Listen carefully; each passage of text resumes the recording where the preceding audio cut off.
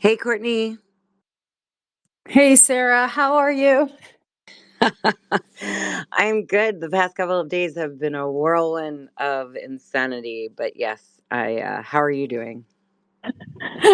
I just have to say, because I've just been on task, I've forgotten about or neglected all my bio responsibilities. So the reason I'm late is because I had to run into the bathroom and prepare myself. So I'm sorry I'm a couple minutes late, but I finally attended to my physiologically needs so that I can be present for where we're about to go. So thanks for being patient. Oh yeah, no worries. I have to go food shopping and I forgot to clean the apartment. Literally, just not even on top of my regular stuff because of just working on stuff. So it's been quite a couple of days. Yeah, well, I think it kind of warrants drop everything and attend to what's going on, watching everything that's been happening, and providing resources for people who are wanting to look forward. Because you have your research areas, I have mine. Sometimes they cross over, sometimes they don't.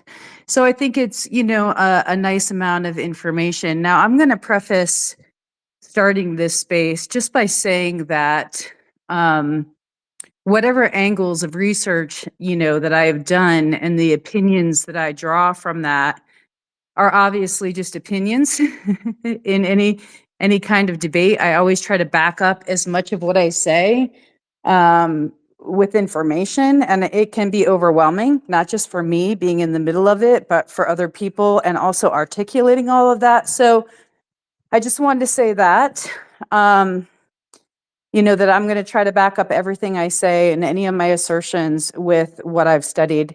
And so we'll figure out where those crossovers happen. And then, you can, lay out what you have and we'll just discuss it. I think that's a nice, friendly way to start out. I agree. I agree. We did a beat sheet to make sure that we didn't forget the certain points. And so um I don't even know where to begin. Well, let's start off. I don't know if you saw the interview with Pavel last night. That was totally an impromptu thing.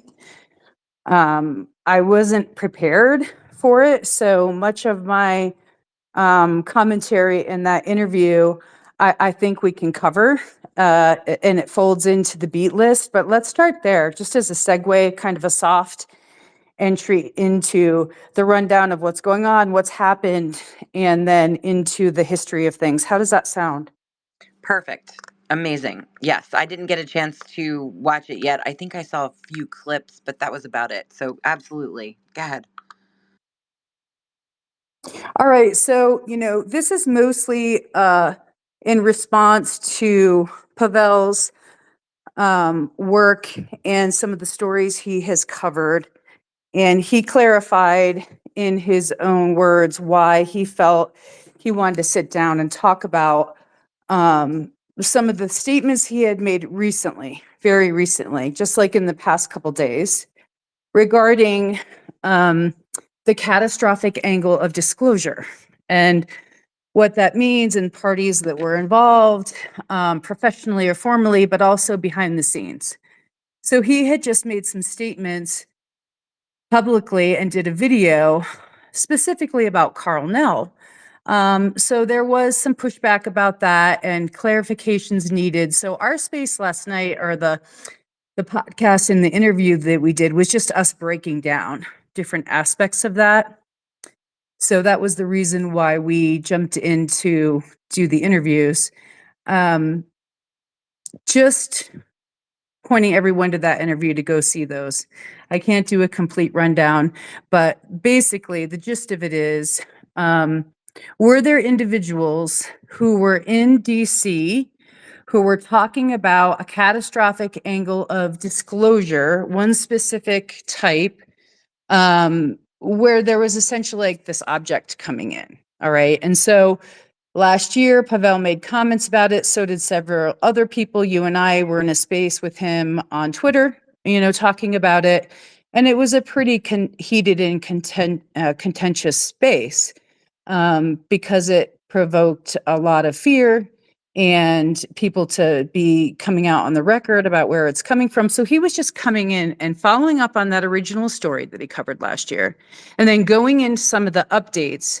And then he also felt that he had a responsibility to talk about who it was that was in DC that was talking about this catastrophic event. And he said that he had heard through multiple sources that it was Carl Nell. So he clarified, it was coming from different sources. He also clarified he wasn't saying exactly and pinpointing that it was Nell, but he was just saying these are the things that were being said behind the scenes. And he felt a duty and a responsibility.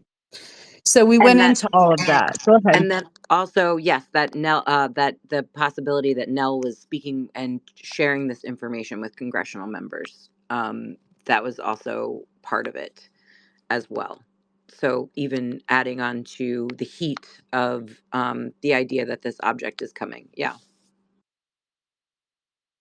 Okay, so I'm just going to break down some of the things that were in Carl Nell's presentation at the Seoul Symposium Conference. The first one in 2023, and it was for people that were there. It was him talking about lines of effort. Okay, lines of effort forward in the campaign on disclosure, and he did phase 1, phase 2. Phase 3, phase 4, and phase 5. And what those phases were demonstrate existence, okay, of NHI, UAP, and that category. Correlate signatures was phase 2. Phase 3 was characterize performance. Phase 4 was determine the nature, and then phase 5 was engagement. So this slide actually came out, and he went through on like an XY axis, these various categories, justification for control disclosure. On the x-axis, he had phases like shaping, and then the history of actual programs or studies, either privately or in the public sector. And he listed NIDS, OSAP, ATIP, the DoD video release, the 2017 New York Times article, and then the UAPDF. So these were his categories in this very important slide about lines of effort, and why that comes into pertinence or importance now at this stage of the game, while Pavel is inquiring about why there has been a sea change in the tide around a former plan of very well constructed and orchestrated, controlled disclosure versus a change in wind on the new feelings that people might have. And he wasn't pointing to anyone specifically or sourcing anybody specifically. He was just saying he saw a change in the wind about some of these lines of effort that people might not be in agreement with that they were before. So I think that's important clarification going forward, that he wasn't naming anyone specifically. He wasn't saying, this is the way of the wind now and what people want to do. He was just saying he was noticing a change. And so I think when you're talking about these changes that are perceptual to people who are in these groups, it's important to look at what this information is based on. And Carl Nell's presentation was very succinct. He talked about timelines. He talked about things like reactivity in data, persistence, being proactive, the targets, and how to integrate those things into narrative disclosure. So I'm not going to go into his whole presentation, but it was, released and given a justification for a certain rationale moving forward. So I had commented on that, not these exact dimensions of the presentation, but just generalities of the fact that this is what was presented. Not only that, I had made some comments about various legislation that was in process at the same time, and it was a very tenuous time because the UAPDA was going up for passage. It had already been approved in the Senate, and it went into the House. And during the end of 2023, obviously after David Grush's testimony, after all the very public awareness about that hearing, we were waiting kind of on pins and needles to see if it was going to pass. So the other additional component to what Pavel was talking about was who crafted that legislation. And so I made some comments from my firsthand experience about being involved with contacting people in Congress and pushing it forward. And Pavel talked about Carl Nell being the author, or one of the main authors that we now know have been attributed to writing the UAPDA. So his connection of that and why it is important is because he's looking at, I can speak for him and kind of read his mind, is that he's saying, are these two things connected? And I think it's a totally natural question to ask about catastrophic versus controlled disclosure, the legislation that was written, and then what was really the straw that broke the camel's back at the end of 2023 and why it didn't go through, and that was the eminent domain clause. So I've posted all the updates in the history as I recollect it, and also the breakdowns of the UAPDA, the former version that didn't get passed, and then the newly adopted parts, which is much more minimal and lacking in scope around specific issues. And we can get into that when we get into the UAPDA discussion, but I'm just breaking down to you what the content was of his video and why it was scrutinized the way it was. And it's not just a simple thing of, you don't know what you're talking about. This really goes into the heart of people who have been following the whole history of it and trying to, not just hear one side of the story, but you really have to piece all of it together, right? It's not just what Carl Nell did or didn't do. It's really who's associated with who had power, who got paid. And those questions really weren't being answered when the early adoption of that legislation was put forth. So that was my piece of that and commenting on his work, on Pavel's work. So we went through a breakdown of all of that. We also went into whistleblowers. What does that mean in that legislation? What were the differences? Also, like what was adopted or not in the Armed Service Committee. And so we talked about that a little bit. So that's just basic breakdown of what we talked about, and there's a whole history behind it, which you and I will get into. But that was the first thing. Just to clarify for people what we covered. Yes. And then so where did you want to jump into with I don't know, where do you want to go? Or what? Let me just mention one more thing, Yeah, yeah, which is yeah. also kind of follow on to his question last night in that interview about what does age of disclosure have to do with it, right? Because he's like, I have a feeling this is maybe the linchpin that connects all these different pieces, possibly. So I broke down what I know of it, which was all the people, the government employees or witnesses who are testifying who were in intelligence services had to go through the Senate Select Intelligence Committee for age of disclosure. And that was all approved. And it was approved to go forward with those specific witnesses and what they were witnessing, testifying to in the movie. So that was the other aspect that he covered. And that goes into everything else, like the recent lawsuit that came out, and also the parties who were involved. So that was the other component. Yes. And so when we're looking at, so I guess like my I'm circling back now to the idea that it went through the House Select Committee. To do this movie, it had to go through that. And then they show, they do the movie, everyone signs NDAs.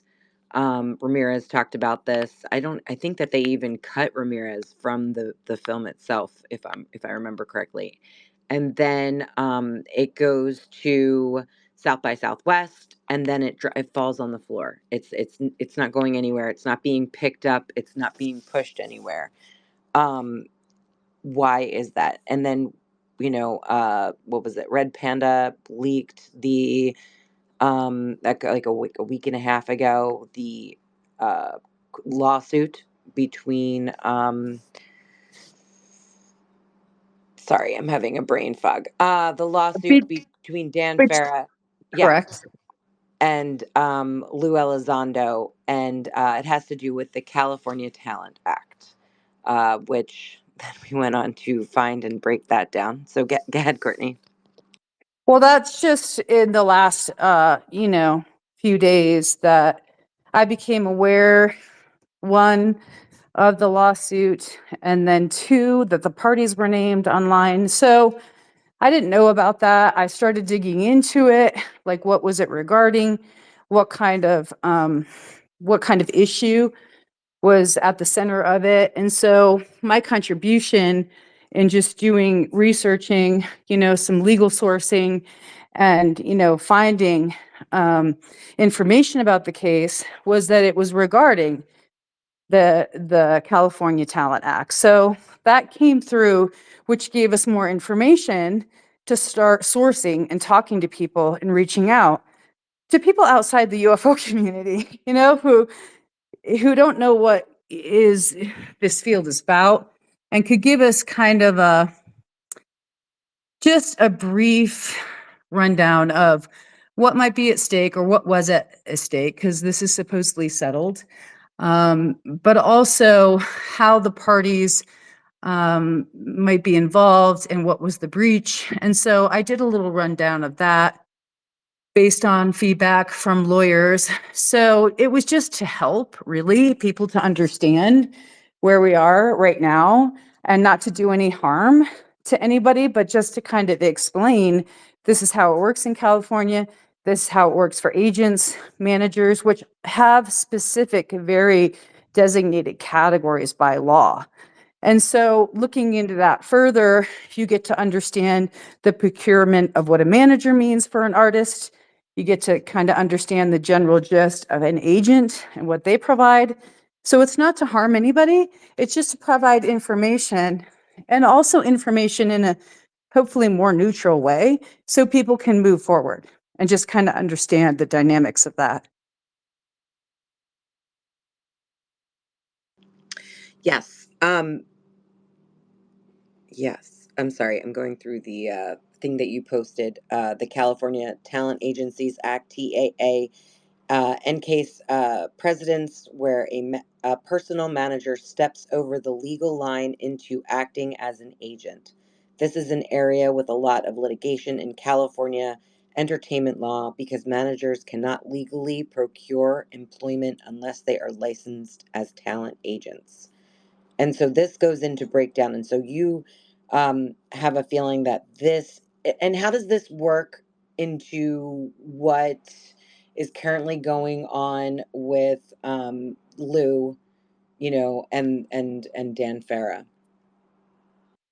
Well, it came up in Pavel's and my discussion as him theorizing and putting through some essentially like hypothesis as to why the sea tide has shifted on, various elements of controlled versus catastrophic disclosure, and him kind of exploring the idea that the entertainment project was somehow like vitally involved or like a crucial turning point.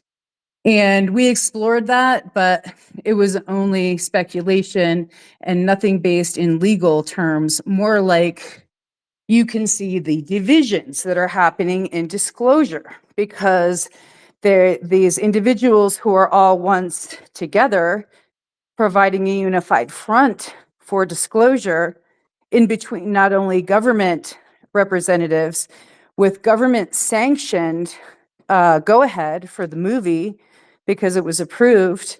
Also, how that fallout may be predicting the way forward. And so I just basically said I thought that there was two issues. One might be a legal issue that we didn't understand that has happened along the way, but also in public appearances.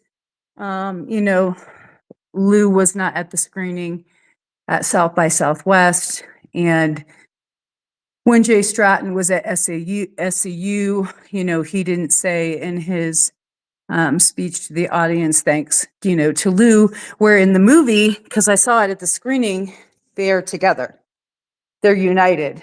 Jay Stratton is fully backing Lou Elizondo. And in not only that, he talks about the sacrifice of his family, what he's had to go through, how vitally important this movie is to move forward and move the way forward, not only as an entertainment project to get those people speaking publicly, but also to change the tide further with disclosure and narrative disclosure to do it the right way. So I do think we're seeing a breakdown. And that's the other thing that we discussed, is how age of disclosure might have been a wedge preventing further partnership or alliances going forward. And then that brings us to Grush, and of course the new revelations by Ivan Hanal, Lou's lawyer, and so we can kind of, I feel like, connect it right now, because what we're looking at, from my perspective, is that before 2023, and if you remember, David Grush worked for the NGA, and Ramirez has stated before that this is an important agency, that they have all the data that we are looking for. This is something that he stated in public interviews. And so then you think about, well, the NGA is where Grush came from. So is Grush coming with previous knowledge of this? And now he's, here combining his, I guess his intellect, his he's researching, he's getting in, and he then can, works with Lou, and Hal Putoff gives him his 40 plus, and then he even is close with Jason Sands. Grush is in with Mellon. Grush and Jason Sands have gone to the, at this point, the ICIG. Other whistleblowers have gone before the ICIG. This paperwork, has been seen. We can trace all of this back. 2023 comes and Grush goes before Congress and lets it all out, basically. And then, am I following this correctly? Am I missing a beat along those lines, Courtney? Yeah, no, I think it's important to place Grush at the SCU conference, which was in 2022, very important conference. Many of our friends were there. I wanted to attend in person. I'm kicking myself because I didn't go, but I was on remote. And so many people on the Hues remote app that were giving us information from people being on the scene were not mentioning David Grush's name because he just arrived as a real estate agent from Colorado. But what they did find the gravity of was that they were there, the NGA was there. And they said that and said, this is very important. And it's pretty much at that time in 2022, an acknowledgement, not only of, UAPs as an issue because they do all the imagery, but also secondly, NHI. So yeah, he did testify in 23 and his story came out early. But I think that his travel to the SCU to be there was even more important and telling. So I just wanted to add that. It's just a historical thing. Right. And then there were the two documentaries that were being put forward. There was James Fox's documentary, and there was also Dan Farah's documentary. And it was said that Jason Sands would be in James Fox's documentary. And then something else that just came to be, and I don't remember this being public before, and think I just learned about it. But the fact that James Fox actually interviewed, which just is interesting, the two witnesses to Jason Sands' Nellis desert incident. And it was Hal Putoff, which I do know, that pulled and said for the two witnesses not to come forward. So what's really interesting to me is learning that in the sense that James Fox knows that Nellis story has three verifiable witnesses, and he knows that even though two didn't come forward, which is why he put that story in his film. Um, so yes, so I wanted to throw that out there. That didn't come out until later, because what ended up happening in him, releasing his story, and there, once again, with the entertainment projects, all those people and their stories, you have to think of it in terms of exclusive rights, right? So if there were contracts signed, if there were interviews done by journalists or people who are getting ready, to do those projects, they might not have been able to, speak publicly on the record until the entertainment projects aired. So that's an important part that connects and ties everything in between those two projects. But when the unfolding happened, where he came out on X and started to talk about everything, there was a lot of backlash, of course, about who James Fox had interviewed, who put Jason's name in the hat for somebody to actually be credible enough to interview. And so in all those debates, raging debates, several things came forward as information and things that could be used to help other people kind of progress in their research. And I saw on Julian Dory that, Darcy Weir had said he knew it was Chris Mellon who, put the rubber stamp on Jason for James Fox's project. So that came out much, much later. That's just come out this year. So, you start to see the picture coming together. But in that process, Jason had already, testified, and things were amplified and elevated because his story went out. So he did have to go and do his DOPSR process and have it accelerated to get approval to talk about certain things. And Chris Mellon did help with that. And so I feel like to some degree, we're just still understanding that full picture even more. And, James Fox was very clear, in his interviews that he did about the program, his reasons why. And no, he's not going to give up his sources. But there were other sources. They weren't on film for whatever reason, why they didn't want to come forward. But other people were looking into that back then. That would have been last year around August, September, October. Right. And then, seeing where we go from here. Where do we go from here? I'm sorry. I don't want to misstep on something that I shouldn't misstep on. I'm trying to. So we get into December. We have the Jake Barber and the Skywatcher drop with coming off of Greer and Ross Coulthart, right before Age of Disclosure drops. Right. And so that was another huge media release where you have somebody, coming forward and, introducing Skywatcher, introducing Jake as somebody who's been instrumental in moving his own research forward. And so the major, huge controversy now, just in the last 2 months, has been that, Ross has come out and said that the Tic Tac wasn't NHI, that it was Lockheed technology. And then there's a whole bunch of other, comments around it being psionically flown versus, whatever. There's everybody who's following that story is well versed, better than I, about the breaking comments around it. So the interesting thing about, Jake Barber and him having come out in December with, and also talking about his work on drones and the New Jersey drone stuff, you get to see that he has connections, in order to contract to some degree on either advanced aerospace vehicles, drones. And so you get to see more of the picture with him as things have come out.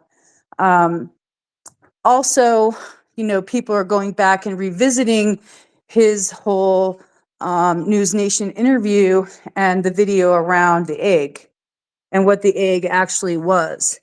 and how that portrayal of it being an NHI device has also bearing on what's happening now with what Ross is saying.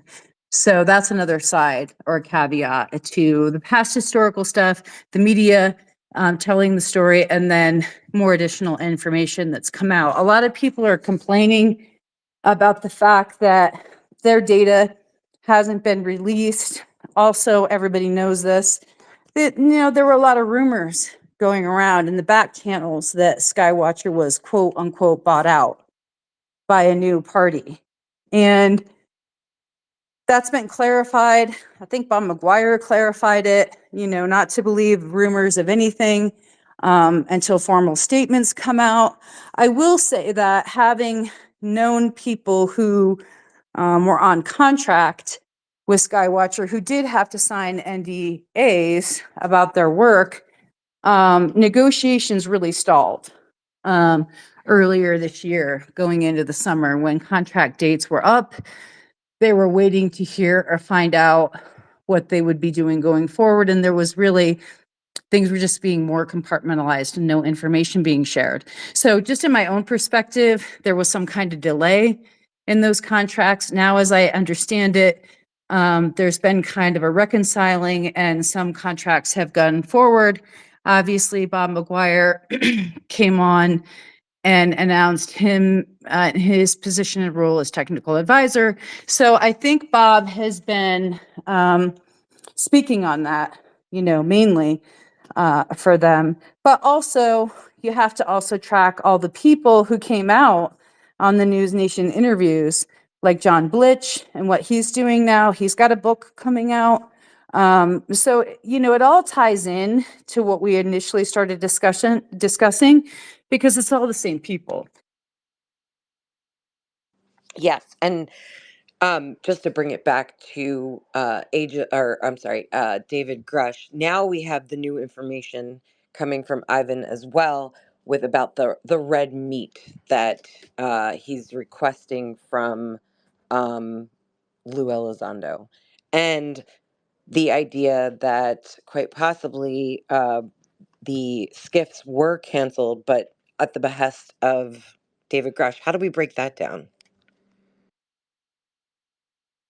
Well, I think we can only go off what's been said and breaking news, and also what we know of, the history around all the testimony, right? The public hearings and what people have said, and you have to be up to par on all the different types of line of research that were brought to Congress. So, because David Grush's testimony was unprecedented in the sense that he was saying that there's been an 80-year cover-up. He detailed different crashes, what was back engineered. He talked about the IRAD monies as one contract vehicle in order to hide the research, because it has all these notifications in the government system where once they receive funding, they have to give information, updates, and feedbacks, and how he saw that. And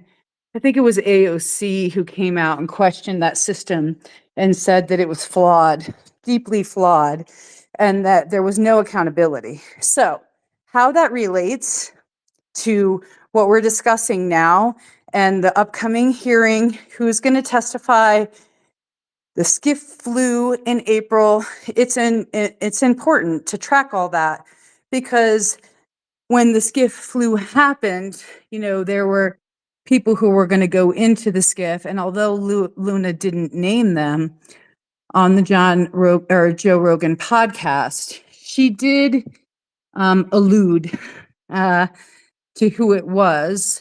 So I think she protected herself in that way from a political gaffe, but added on to that what was very incendiary and doesn't help matters to get people in having a feeling of trust or confidence in coming in, is she basically put out an allegation that the reason why some people might not have wanted to come in is because they don't want to testify to what they know. And we know that that's patently false. These people that were named, like Lou, David Grush, and Chris Mellon, have been willing to give information, data. It's just the way in which they do it. And so that's been a huge stumbling block, and almost like a Sisyphean feat to get people from the intelligence community who have knowledge of that, SAPs, unacknowledged programs, to testify to it because of security clearances. So that's been a huge hurdle. And I don't think any one of those three people don't want to give information. David Grush already has. You know, he's been very public about the fact that his loss of his security clearance was an issue in following up after the hearing, but Monheim went.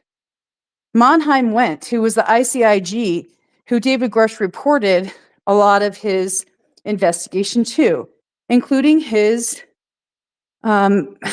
direct reporting of corruption and administrative terrorism. And so, following on to all that, I think a big frustration by people coming into this new breaking news is that David has remained relatively silent, only speaking to a few people, not being public or on the record. And so, with Ivan saying this statement about the red meat, it raises a lot of concerns, that the SCIF was canceled, allegedly by Burleson because David was being too controlling over what was going to be testified to, and that he was leading that whole process. So I'm going to let Ivan, in his own words, explain all that, because he's going to come on a space later today and explain all of it and why he has released this. I did send David Grush an email asking him to respond, and that there's going to be questions, but that was just this morning. So I hope to hear back from him about it, but it does make everyone, I think, raise an eyebrow to the fact that if that was the case and people were having sidebar conversations, and with what Ivan is saying about Lou, what Lou was going to say, then it warrants, an investigation, because you can't very well be part of the House Secrets Committee, which was propped up to investigate JFK, MLK, and UAP lumped in with that, and, be communicating to other people about what they can testify to. So I think that's the big piece going forward that people are going to want to have clarity on, and also David Grush's response.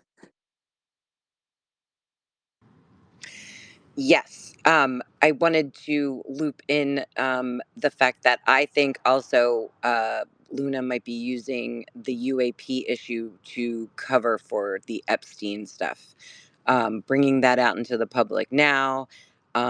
We're not talking about Epstein, so that's something that is in the back of my head as well as we move forward, especially with the administration themselves saying that they were going to bring that information forward. They ran on that, and now they're doing everything they can to not talk about it. I do want to bring up something you brought up last night in Pavel's space or podcast about Peter Thiel partially funding Age of Disclosure. Well, obviously, I'm not privy to how much of it or any kind of insider baseball on that. I just know that several people from the movie who were interviewed told me that Peel funded it. And so I kept that under wraps for a very long time.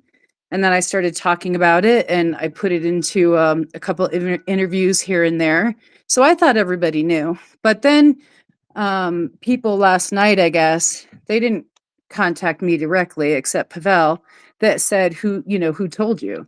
And so I just got to go back and double check with those individuals, considering there's a lawsuit or one lawsuit already that has been settled, and just make sure I cover my ass, that I can say who it was. Because if there's legal stuff on the line, I don't want to put anybody else in the mix. So, but that is what I was told. So, I'm always pretty frank and try to be as transparent as I can when I think information is relevant. And in that discussion last night, the reason why I thought it was relevant to bring it up was because of the way Aegis Disclosure went through the approval process to get produced, but also because of Thiel's personal history with the UAP issue and his involvement with meetings that happened in the CIA when the Lockheed technology was supposedly going to be transferred, not necessary for that specific meeting, because I don't know the details around the meeting because of who was there and who was in the room, but he was there, and his edge was to get the NHI technology out of any secrecy or compartmentalized or contractor black budget projects to take it to Silicon Valley and have it be developed. And that was one part of his impetus in being there, and to help in any way that that he wanted to, because he wanted to get it to Silicon Valley. Now, that is out there. But when you look at his actions and his involvement financially, because I keep bringing up the economic angle, and I know people are sick to death of it, but when you hear something like that, you can't just take it at face value. You have to go and look up all the different ties, organizations, how things have been established. And he's obviously wanted to have a foothold in the UAP community, early on when all these other things were developing. So everybody knows what his projects are and who he brought on in his first board and all of that, which I'm not going to go into it because most of those slides have already been leaked and it's out there, and I'm not going to name names, but people were approached by Peter Thiel. I interviewed 3 of them who he approached for a financial contract to essentially cover UFOs in the media, or for other reasons like collection of data, and Enigma's role in collection of data and who they bought data from. And so those things all tie into it. It's not the smoking gun, but it certainly shows he has a track record and a history. So that's why I brought it up, for other people to go and look back on all it and find out for themselves. Yes, and I would encourage people to Diligent has been doing spaces on what started out as the Epstein, which was fantastic, bringing all of that to light, but then also realizing that Peter Thiel's company Palantir um, is connected to Epstein, and it's connected back in the early O's, and Palantir in the early O's is also connected to the CIA. And so I encourage you to go to Diligent Denison's page and look back over the past, I would say, 2 weeks of spaces that he's been doing, because he has been breaking down Peter Thiel unbelievably. I did a 2-day deep dive into Peter Thiel. And I mean, it's just, he is a very interesting figure in the sense that I could not for the life of me back all the way, there's nothing historically about his family before his birth. And so he was born in Germany. When he was 1 year old, they moved over. His parents took him to Ohio, where he basically grew up there. And then they moved to South Africa, where his dad worked for Elon Musk's father's company, which was a mining company. They mined radioactive stuff, which was basically using the people that lived there as slaves, slave labor, poor, not getting paid much, and also becoming sick from the radiation that they were mining. So the what they were mining had radiation. So that there's like a lot of this very interesting tie to a Nazism background. And I know I'm taking us off course a little bit to go this route, but so what I find really interesting, and what my basis of research has been over the past couple of weeks, has been Operation Paperclip. And I've been digging into family threads of people that were the Nazis that were brought over during that time period. I mean, very fascinating way of looking at this. I encourage people to also look into this. Last night, in the lateness of the, I don't even know, it was probably midnight, someone sent me something about Peter Thiel's grandmother. So I don't know if it's real or not. I really have to dig, and then I will slowly start to put some stuff together.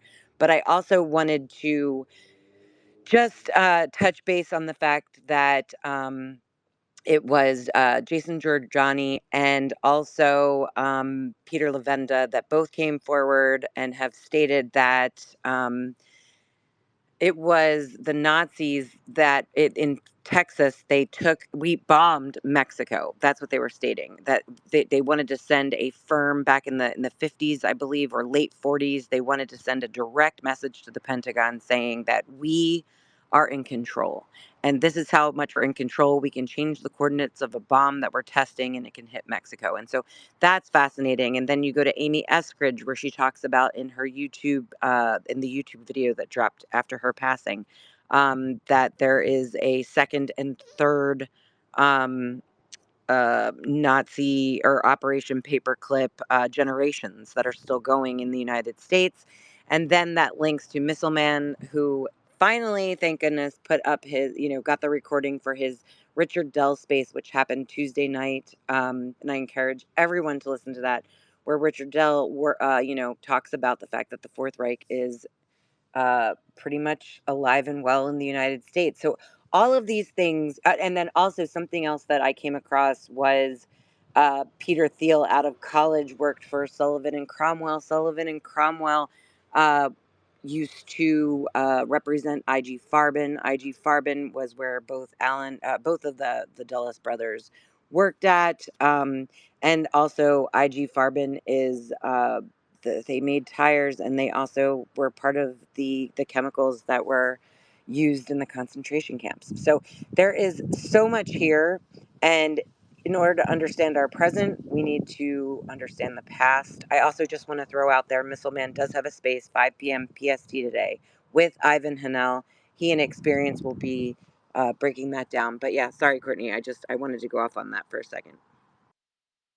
Oh, I don't think you're off, B. I think you're right in the flow because um, all these interviews that have come out since Elon said what he did about the Trump administration and Trump being on the list, right? On the Epstein list. It relates because all the interviews that have come out by journalists who knew Epstein have said who was connected to him, which, you're talking about families and friends and people in this like uber elitism is the way I would describe it. So people who are either at high levels of government or ultra millionaire, billionaire folks. And he used to provide these salons, these salons where he would invite key people in to have discussions around finance, economy, world vision, and in some instances, Epstein's own interests in some very eccentric, to use a polite word, ways of investing in the future. So I'm just going to say my personal angle on this with Peter Thiel is to always look at the money, which is not always transparent, but sometimes is very public. And so he was at these salons, and so Michael Wolff, who went on the Daily Beast, said that anybody who has shaken hands with Epstein deserves investigation into all this predatory, stuff against children, and why were people in those rooms? What were their reasons to be there?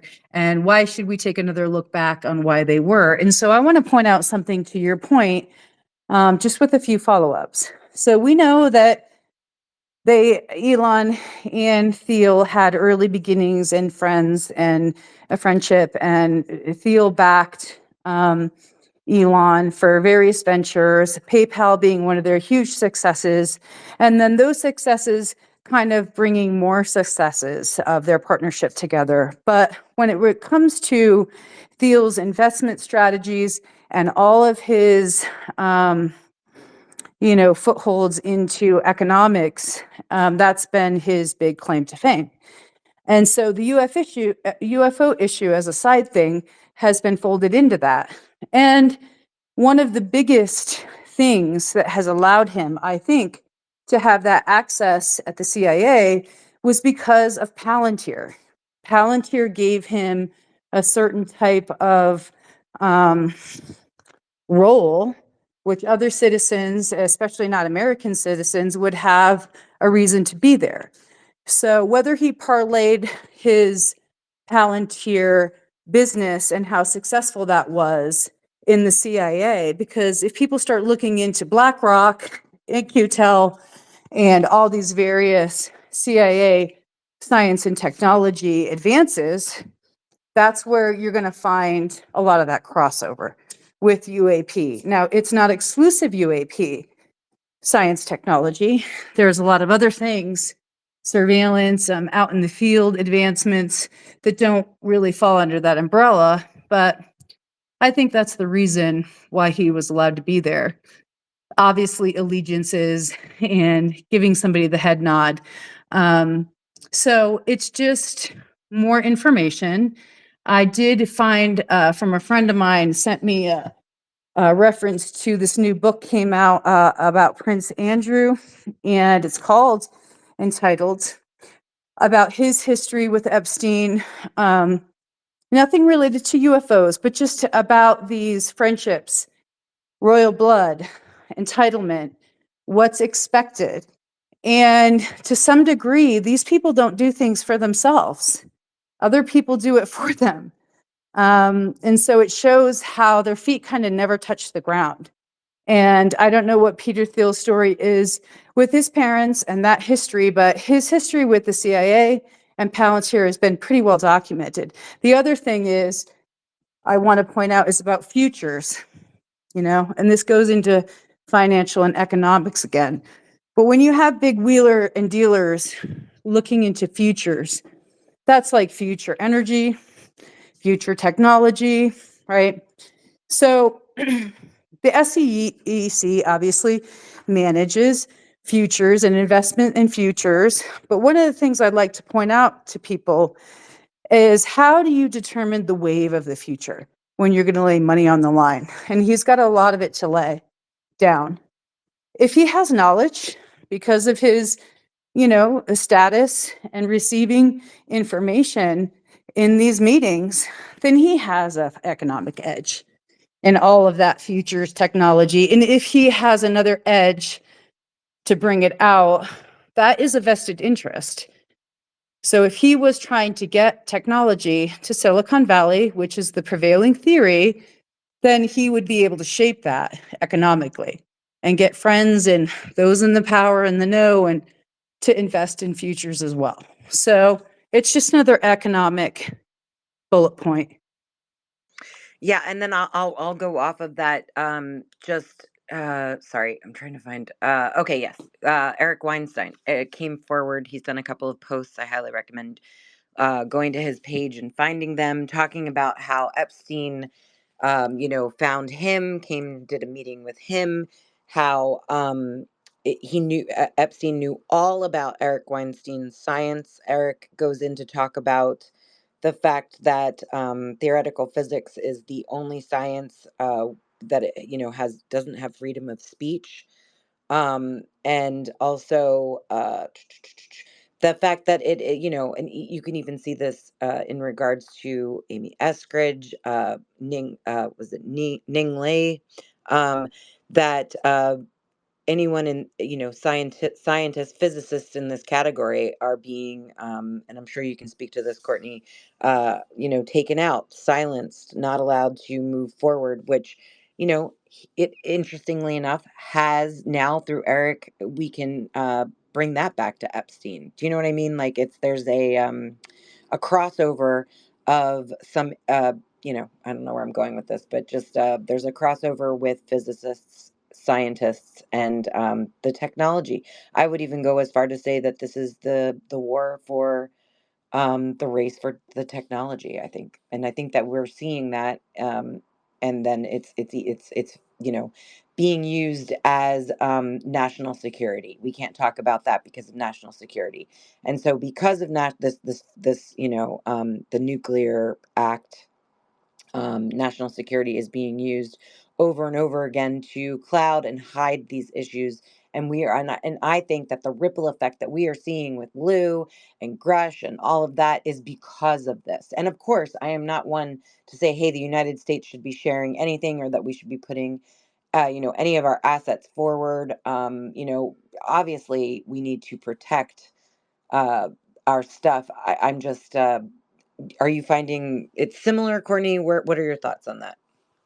Yeah, let's go into the CIA timetable. All right, let's get into the nitty-gritty of the different articles that have been put out about these various offices in the CIA, and let's talk about the agency's history with science and technology underneath the CIA directorate. Okay, and you need to look at project timelines, which will help to understand the Cold War, versus this warming up of nuclear deproliferation that's happened. And and even to a certain extent, let's go into David Grush's testimony and one specific piece of that that people might not remember, which to me was one of the smoking guns besides the IRAD money.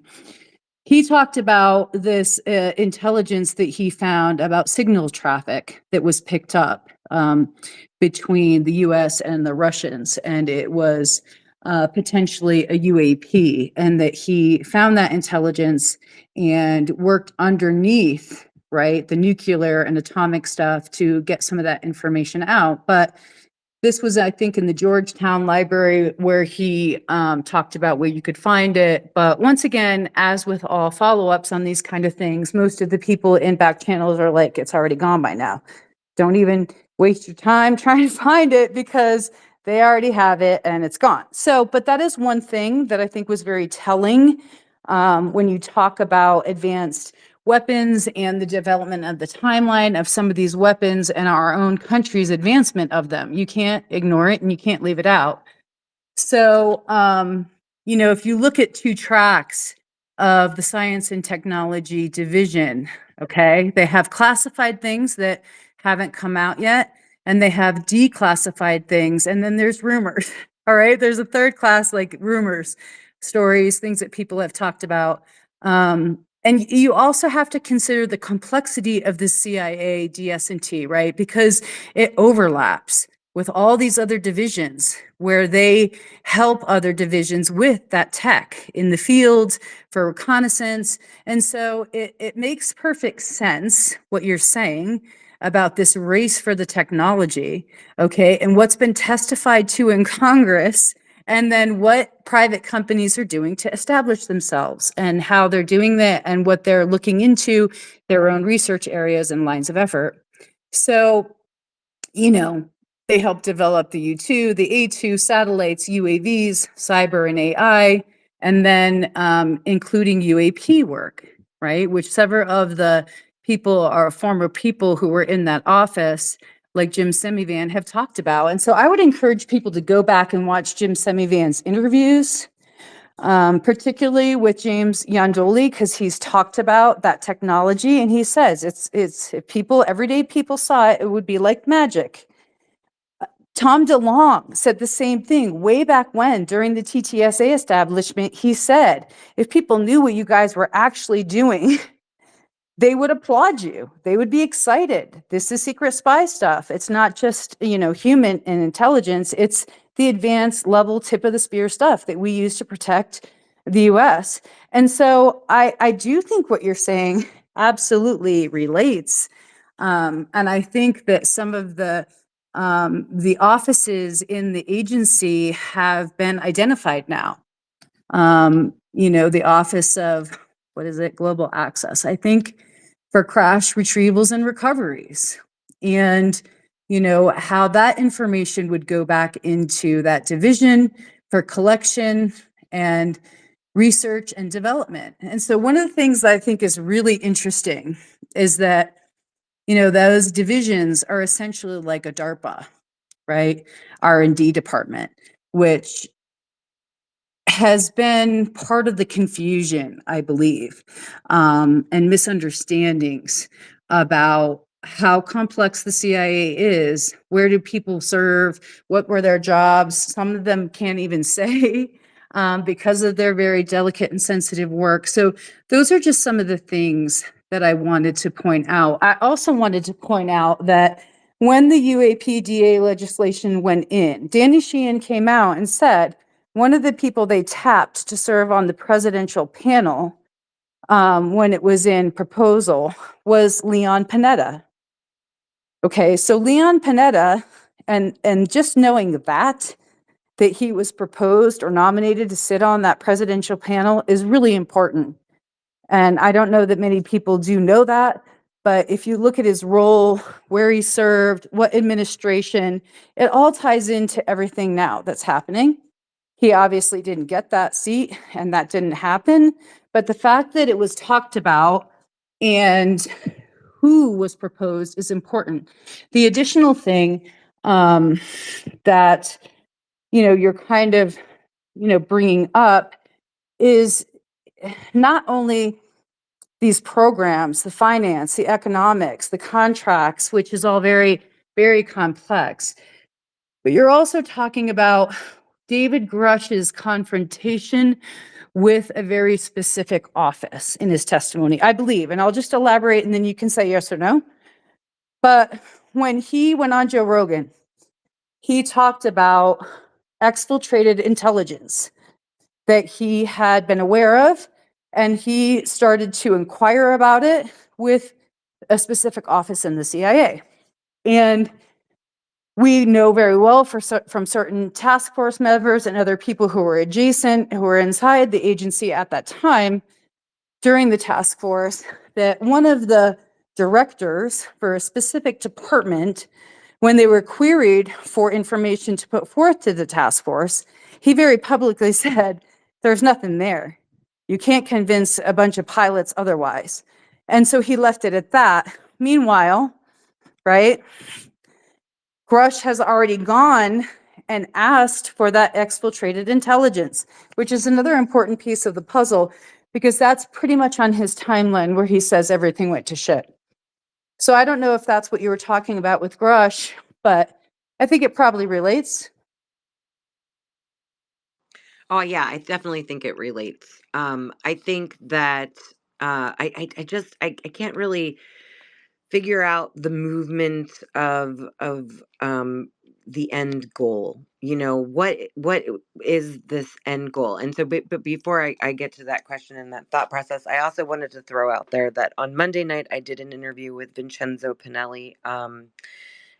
He's an Italian ufologist, and he the first things he wanted to do was very important. Is that he wanted to read these two newsletters, um, and they were both about updates on ufology in Italy, and one of them was specific to Vance and the fact that Vance said that he was going to Italy on vacation recently, but actually he was going there to meet with people to talk about UFOs. And I thought that that was very important.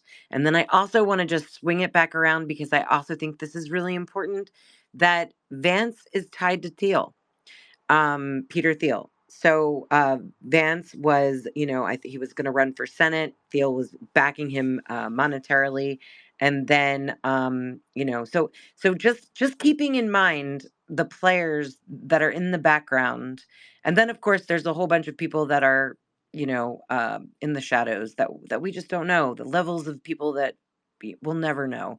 But the game, the players on the board are being revealed as we move through this, and to keep that in mind as we move forward. Like, we don't have to fight about this is just something that I'm thinking. Like, we don't have to argue, we don't have to say you're wrong and I'm right, and this is just information that we can put forward, that to talk about, because we're all in this together.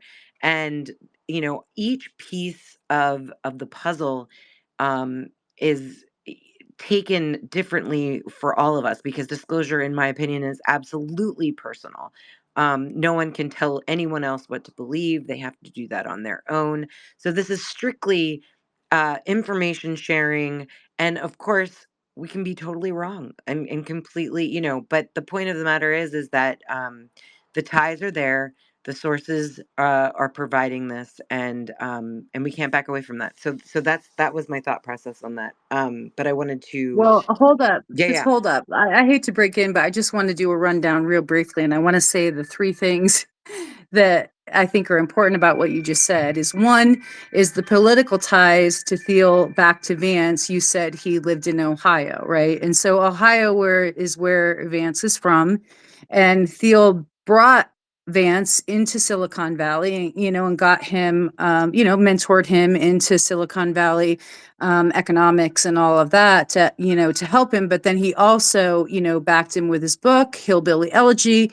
And so, they put that out. Obviously, another entertainment project resulted from that. So you kind of see a pattern, right, of books and media projects being handpicked and then supporting them, and then what the result is. And so then you also have to look at who has donated. I mean, obvious politics aside, but if you look at the campaign contributions, those were being done during different administrations, and you can see the dollar amounts of what was donated to. And so you look at the UFO figures like Robert Bigelow, and he donated to DeSantis's campaign, and you look at Thiel's contributions politically and who he's putting his money behind, obviously a huge supporter of Trump, and you start to look at this pattern of these UFO figures, whether it's their primary goal or it's just something that they're interested in, they want to support transparency, but it's the way in which they do it. And you can kind of go back and look at the roots of all of it from way back when.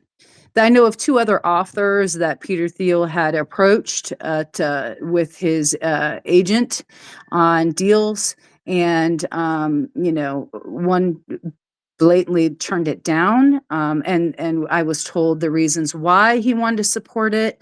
And so when you start talking to people about who Thiel approached in the early days and what deals they were offered and what they took, there's this flat out denial that anybody took a deal. But if you go back and look at my take the deal post, it kind of goes into the advantages of taking the deal, the disadvantages to it, public relations involved, and nobody really knows. So there's parts of this that nobody really knows. I suggest tracking the economics because that's how I take a run at it. Let's go back to what you said about Amy. And just a brief couple things about Amy from what I determined in looking at all her work and her history, as much as I did.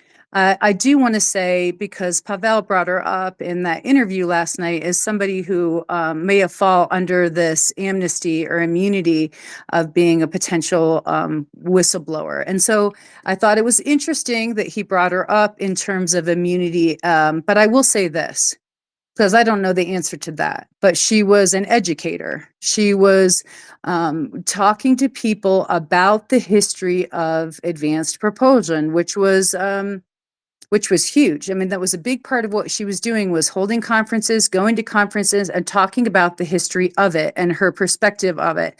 So that's one part of it. There have been people who have come out and said statements like she wasn't into advanced propulsion science and technology, like stop it. But she was. I mean, one part of that was education around the history. And another part was her organization, the Institute for, Exotic Technologies, that she propped up as a incubator for people to come in with ideas, with former work that could be matured through her group with her dad. So, I just wanted to clarify on that, because there's a lot of accusations going on that she wasn't doing any advanced propulsion work. And I think that to the contrary, that her track record and everything she did public facing, she was all about it. Whether it was on the education side or getting into the nitty gritty of getting her hands into it, I wrote that all up, so you can find it. I go into explicit detail about all the work that she did, interviewed many witnesses, put out a whole timeline of events of all the people that she was involved with, the APEC conference, all of it. So you can go and judge for yourself. I'm not one to shove my opinion down anybody's throat, but she was absolutely involved with bringing something out. So I will say that. And so I guess that was just 2 points, not 3, but I just wanted to clarify some of those points. No, that's great. So we've touched upon, this is interesting. This is somewhere where I'd like to take it from here. We've touched upon the tech portion. We've touched upon the whistleblower portion of UAP disclosure. We touched upon a bit of the history of the great possibility of what's actually happening in our government with this possible Fourth Reich that Richard Dell is bringing up. And then also, but one thing we haven't talked about is the experiencers. And in my opinion, some things that started happening in the back channels in January was, to protect the experiencers, hurry up, protect them, Um, so where, so we, and in my opinion, and I absolutely believe this, the experiencers are the most important because they are the ones that have the firsthand witness testimony of this.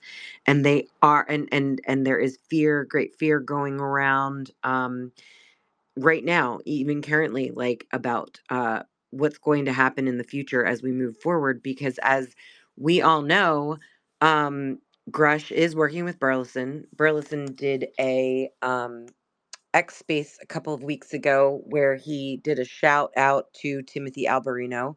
And the reason why I bring this up is because Timothy Alberino is dabbles a much into the UFO arena, but also brings it back to religion and sticks upon the idea of angels and demons.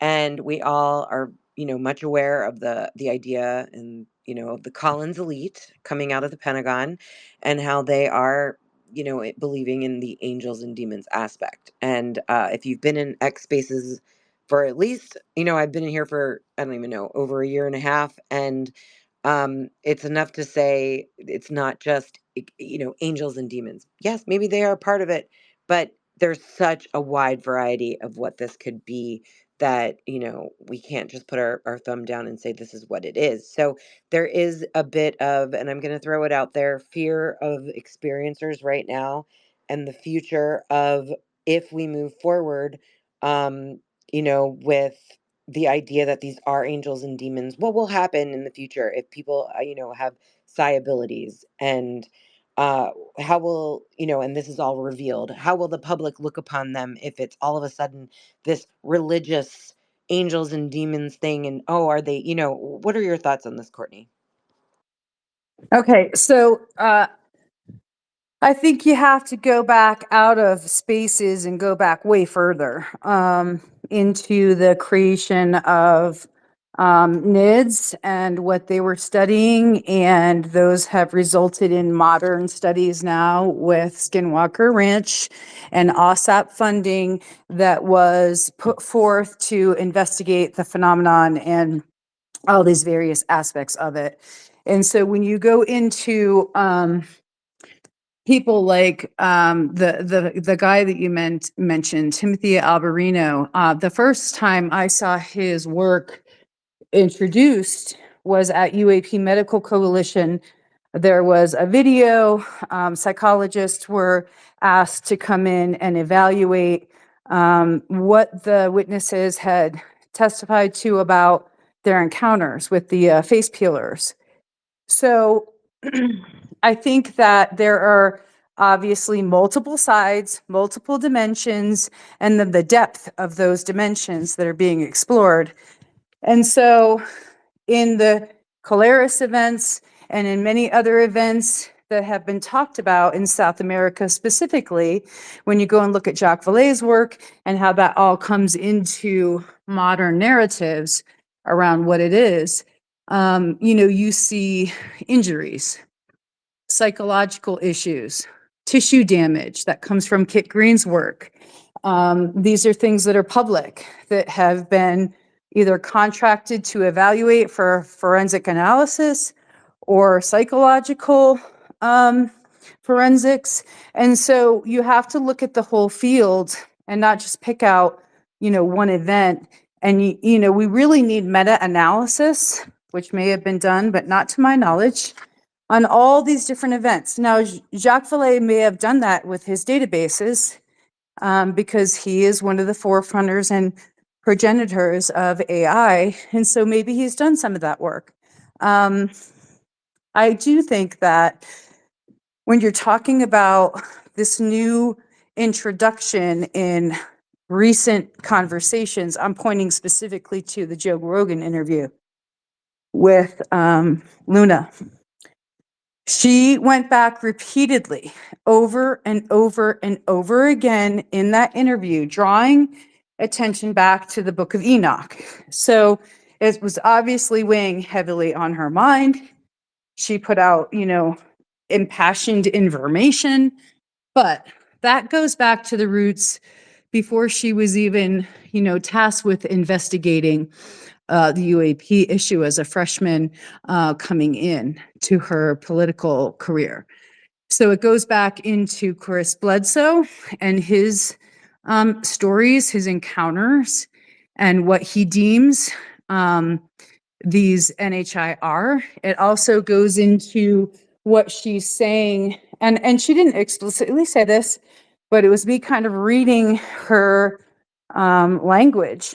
But she talked about interdimensionals and what that means and our reality. And so that goes into also David Grush's testimony when he was saying what the possible hypotheses were, which are not new to any of us, but he broke it down for Congress that there could be a shadow biome that, that has always been here. He talked about the interdimensional theory, went into some physics around that. Because he has some history with physics. So he explained it to the best of his knowledge. He talked about the extraterrestrial theory. He talked about various different theories and broke them down. And he didn't say one way or another. He was asked about biologics. He gave specific answers about that. So when you're saying that the religious or the spiritual aspect, is coming in and experiencers, specifically in your concerns around experiencers being protected. Absolutely. I think that's been on the front burner. The problem has been, politically, specifically, that there's been a moratorium put on experiencer accounts.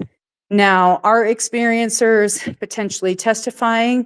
Yeah, definitely, because when you have an encounter with a UAP, there are all these very physical, psychological, emotional things, including information, downloads, all that is out there. And so protections of experiencers, in my view, would be a civil rights issue.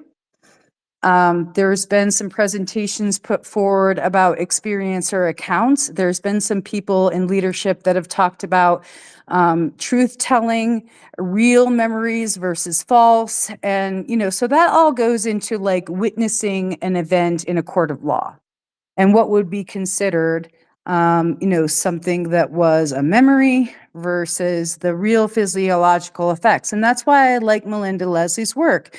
She always talks about people who have these encounters to get physiological proof, if you have it, to document it as you would if you were a law enforcement officer. Now, many people, experiencers, don't have that presence of mind because if it's a first time encounter, they're immediately thrust into kind of an ontological shock.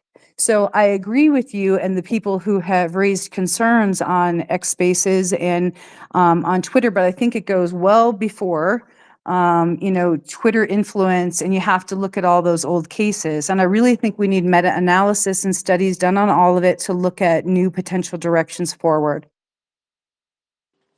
Yes, I have a correction, and I wanted to just Linda Thompson. Hi, Linda, sending you a heart emoji. She corrected me in saying that Timothy Alberino clearly states ET are not demons. So that's fascinating to me. I have not read all of his work. I've done brief. I did a brief look into him when he was doing his face peeler Peru. Um, you know, quest down to South America, because I mean, fascinating. But so I just wanted to, and also Courtney, I sent you a DM if you wouldn't mind just checking that out. Um, I just wanted to throw that out there and say thank you to Linda. regarding. Well, can I ask Oh, you this? yeah, yeah. Because I just have a follow-up question for you, because I don't know about his work. I know he was at the conference in Bozeman, Montana. I wasn't able to attend it. I was on the East Coast. But I had several people ask me if I was going to go to it, with David Paulides and him and Grush and all these other people being there to talk about um, this specific issue and all that it covers, with those influencers being there. So is his background in, theology or comparative religions? What do we know of his background on, religious aspects to the phenomenon that might bear weight on what he's doing now? I look at it as more of like, the Matthew Brown, and the, what was it? Sorry, I made an Enoch, the book of Enoch, the crossover with almost like the old gods and the new gods. And uh Courtney, are you okay with me bringing up two people that have requested? Are you okay with that? Yeah, just hold on one second before you do about the old gods. Sure.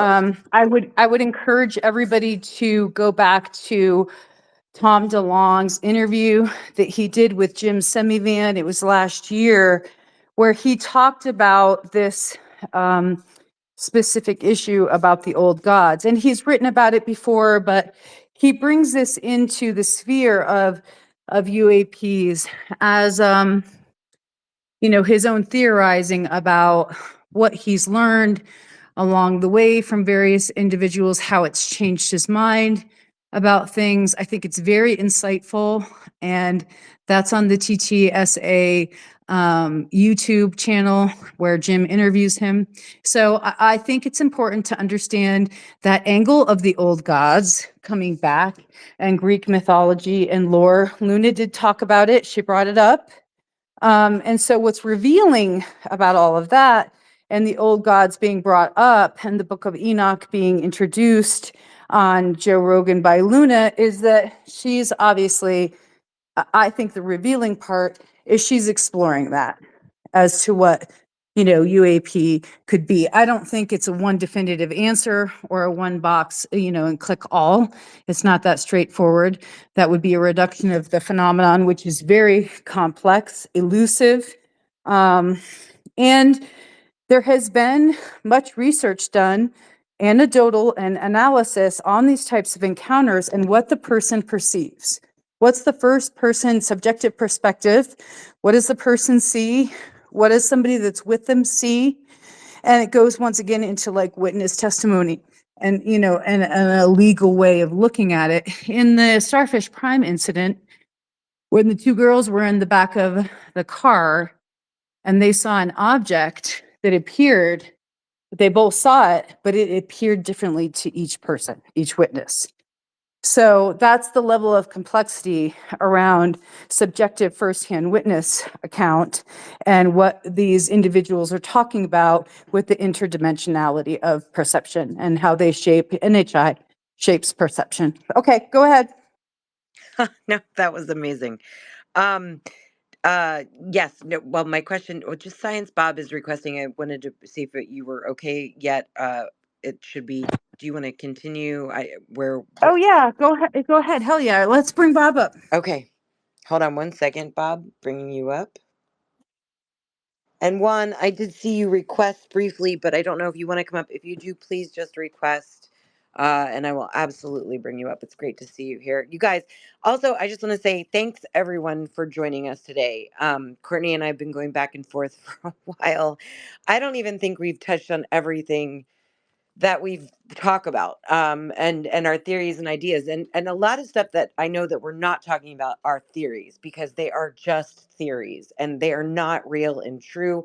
And I don't want to ever say anything like when Linda corrected me about Timothy Alberino. I was very, very gracious for her to do that, because I don't want to put stuff out there that's incorrect or misleading. I also don't want to uh, put out an opinion of mine that is we're not here to make people look terrible or bad, or just, there's a lot of stuff that's happening that's going on right now that is affecting us, whether we it's happening, directly to us, but it's definitely affecting everyone, and I know that.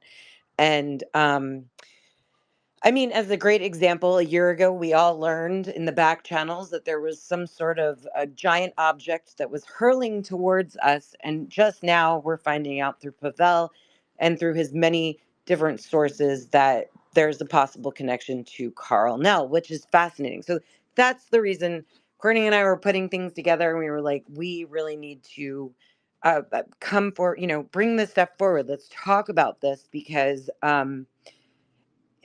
once we put this out there, then conversations can be had. People can start thinking on their own. You guys can start looking into this on your own. So anyway, these are my thought processes. But yeah, anyway, Science Bob, welcome, welcome. How are you? I'm good, and thank you both for doing this space. I thought if it's okay, I would just add a few comments and a little more perspective on some of the things that Courtney brought up, which it's really good she's bringing them up so that people understand the complete context we're in. First of all, people may have seen Eric Weinstein on various podcasts talking about Epstein as a construct. So people may not understand what that means. Basically, Weinstein is claiming that Epstein was constructed by some entity for a purpose. The reason I bring it up now is I'm going to show you a specific example that you've already brought up of a construct. Peter Thiel and our vice president's relationship is such an instance. And if people will go and study in detail the relationship between Peter Thiel and J.D. Vance, you will find that Thiel supported him through multiple failed businesses after the book. Multiple failed businesses. You can go and find the records. They are not hard to find before he backed him for his run for the Senate. So J.D. Vance's public persona is almost completely a Peter Thiel construct. He has been subservient and owned by Peter Thiel since the day he left college. Okay, that's number one. And it's just interesting. And Peter Thiel and his fellow people are definitely behind the big Palantir deal, which is really working very, very hard to completely take over government and run all of it by artificial intelligence and other methods. That's number one. Okay, so the other thing I wanted to comment on was Amy Eskridge's um, work. She was not that old. About she would be 40 now. I think is 38 or 38 about. So she would be 38 now. So she was young. Wait, 40. Yeah, 38. She would be 38 now. She was very young, but she was a physicist and an entrepreneur who spent most of her life working in Huntsville, Alabama. And she held degrees from the University of Alabama in Huntsville, which is a well-respected technical university inside the South, which is almost wholly captured by its close working relationship with Marshall and Redstone. And the number one paper right after Alcubierre gave us his warp drive was done by a graduate student at the University of Alabama at Huntsville, in which he made major contributions to the improvement of the energy requirements on the alternative propulsion. Okay, so Amy worked with her father on advanced propulsion and anti-gravity in a company called Holocron Engineering. It was a father-daughter company specializing in gravity modification research and development. And it included Chantel Butler, who was the research and development director, Sam Reed, who is a well-known government affairs consultant, uh, um, etc., in governmental affairs, and Paul Handy was an extremely well-known electrical engineer, a senior or fellow of the IEEE. Okay, so and she gave a major talk at on all of the years of research on anti-gravity in the talk she titled "A Historical Perspective on Anti-Gravity Technology," which she gave to the Huntsville, Alabama L5 Society in 2018. And many of us were supposed to meet with her in 2022 at the SCU meeting in Huntsville, and she didn't show up, and we later learned that she had passed away in what the law enforcement claimed was a suicide. That's seemingly as controversial, but let's just leave it there because I don't think there's anything to be gained by going too deeply into that. People can go look it all up for themselves if they want to, especially if they get in contact with Neil while he is still capable, and he works in Huntsville for a newspaper. He's a journalist, and he has done a lot of research into her background and her passing. But Neil has a degenerative neuromuscular disease, and he won't be around long, so we need to get everything we can out of him while we can. The other thing is the best source you can go to for discovering what Tom DeLonge thinks about is not one of these flash in a pan put together podcast. It's his work on 3 volumes of a perspective with Peter Levenda, God's Man in War, where he discusses all of it in great detail with a well-known researcher into all of this. And Peter Levenda has been studying the occult and etc. for a very long time. I mean, since he was a child living in New York. He's just been involved, and so it's just kind of a thing that needs research, not just listening to a simple podcast. If you want to go into the details of Tom DeLonge's belief in that past, so Courtney brought up a bunch of stuff. People do need to go look at her post because it's valuable. And thank you, Sarah, for bringing this forward. And if you don't need me, I'll drop down. No, wait. I don't want to let you off the hook yet. Now that I have you on the hot seat, I just want to ask you about something very particular. And I don't know if you'll have an opinion or not. No worries if you don't. But let's talk about Jim Semivan's, one of his latest podcasts he did with James Giandoli, where he talked about what he saw. He saw this information. He refers to a 7-hour briefing. He said that he was a contractor at the time. There was highly classified information, that some of it was associated with UAPs. Okay. But that it scared the hell out of him. All right. That's what Jim Semivan is on the record saying. And it was actually classified experiments that were done. What's your opinion about that, Bob? Can you weigh in on it? Yeah. I believe him mostly because of my relationship with our experiencer John, who I've gotten to know well and talk a lot to. And Ramirez is a very, very, very, very honest, straightforward person. And of course, we've always got our recent arrival as a speaker who, along with knowledge about Zodiac and Axelrod and other things, can comment on all of this. I mean, it's just kind of amazing. And what was the other thing you asked me about? Oh, yeah. So I think. Oh, and look, Ramirez basically said to me he was aware of that meeting, may have attended, and he believed everything Semivan said. Any notions, Bob, in your opinion? I'm not asking you to say anything classified, but I'm just asking if you have an opinion on what Semivan might have encountered, in his own words, that gave him the 1,000-mile stare for weeks afterwards.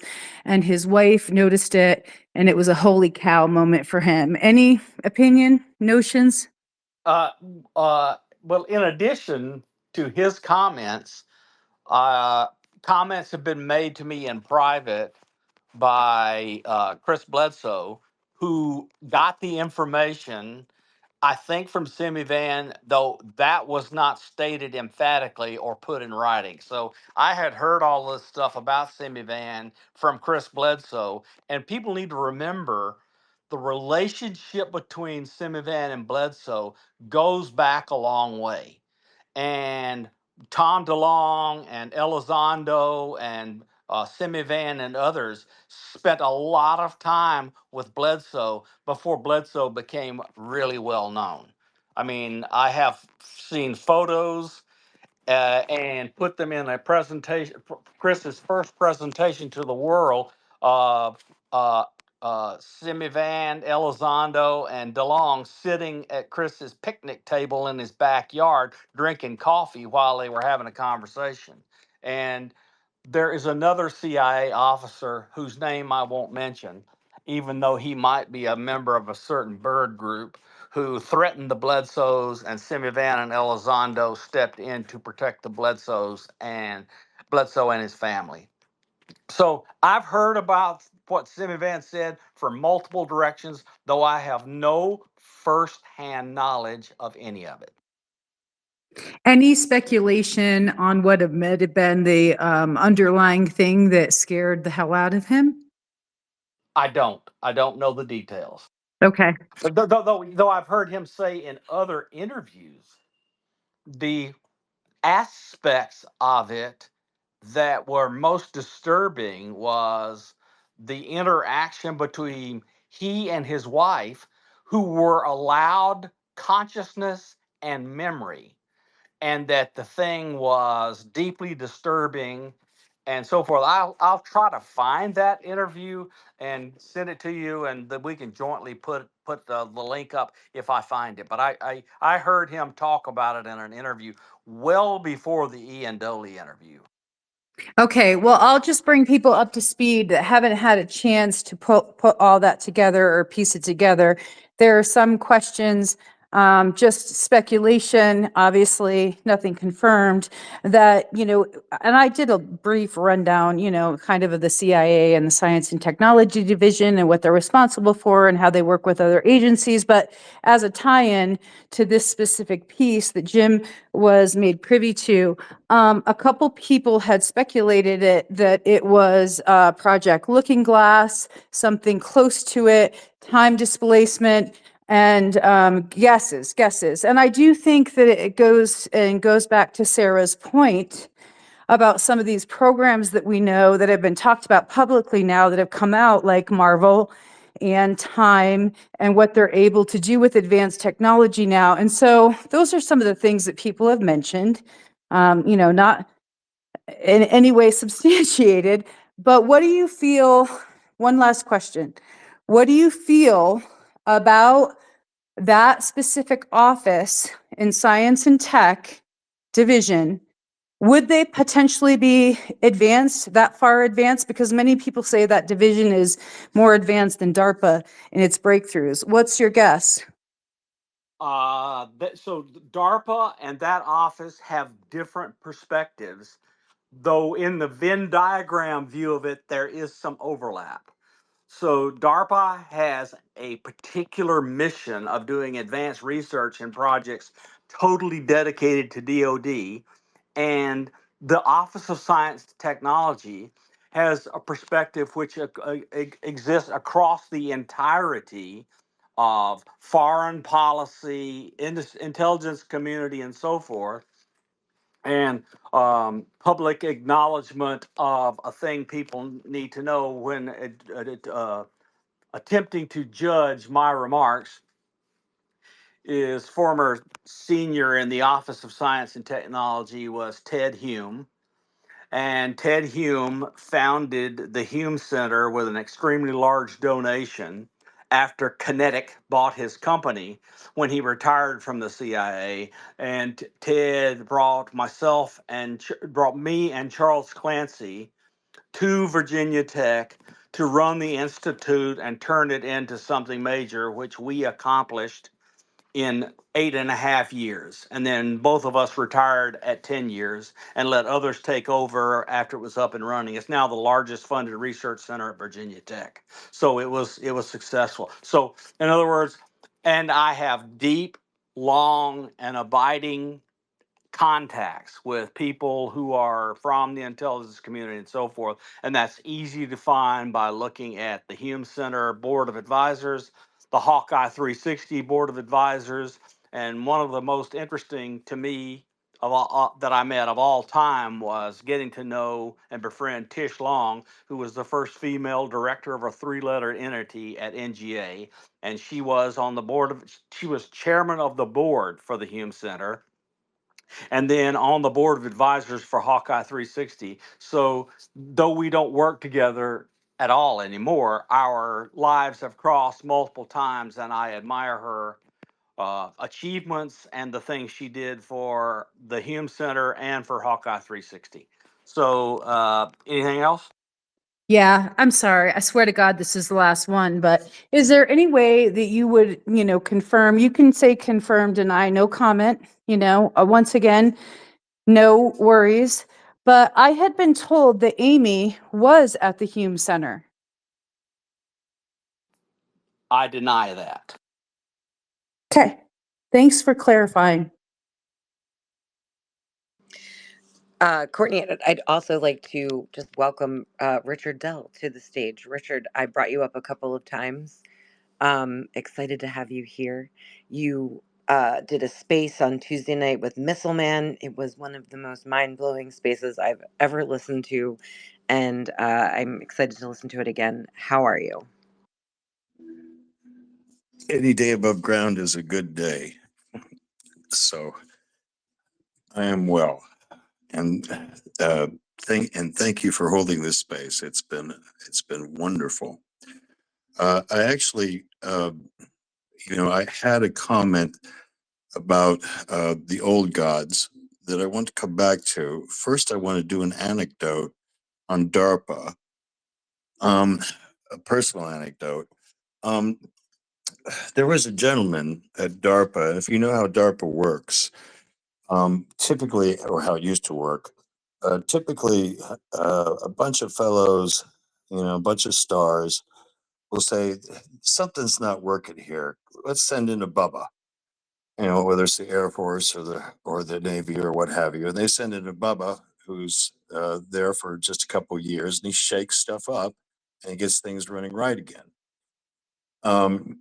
One such venerable Bubba, a friend of mine, who I had gone to DARPA along with my father to discuss IEC fusion propulsion, was Jess Sponable.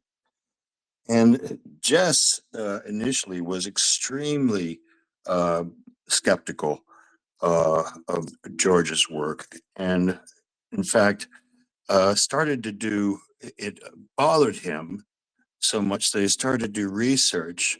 By the time he was done his research, he was asking to be on calls with George, and in fact, I got him on one call with Buzz Aldrin, and I don't know, probably about 30 Boeing employees, and and had a good conversation. Now, Jess became a complete believer in IAC propulsion, and it took about 6 months before that happened. After my father passed, I called up just to see how things were going, and he went back to Wright Pat. His Bubba term was over, and I said, "Well, is there any great insight that you have from the last couple of years?" And he said, "Yes, Richard, I have. I'll tell you what. Whatever DARPA's doing, it ain't science." Now, back to the term the old gods. A great I give due deference to Tom and TTSA and the effort that was behind it. I tip my hat off to them. But to some of us, this has been old news for some time. Let me give you an example. There was an obscure priest in France in the previous century, alleged to be part of the Priory of Zion. To most people, he would just seem to have been a former intelligence officer along with de Gaulle and close friends with de Gaulle. And all that aside, he ended his career publishing these sort of small magazines with code and poetry and crossword puzzles. There was still something going on long after the resistance came shallow and, the end of World War II. Well, the thing that he said that to me is the most important one is it came out in one particular, I won't call it an essay, but a piece in which he wrote that, quote unquote, what the children of the next century will have to deal with that is most important is the return of the old gods. Huh. And with all this going on and all this conversation about 2027, 2026, 2025, all sorts of things going on, one thing is for sure, people are going nuts. Something is going on. And the problem is that even if something is going on, we all know that something going on is a great opportunity for COINTELPROs to get in there and muck it all up. So I think we're going to see so much that it's going to be very difficult to find the real signal amongst the static, which I believe is where the importance of this whole conversation in the space has been.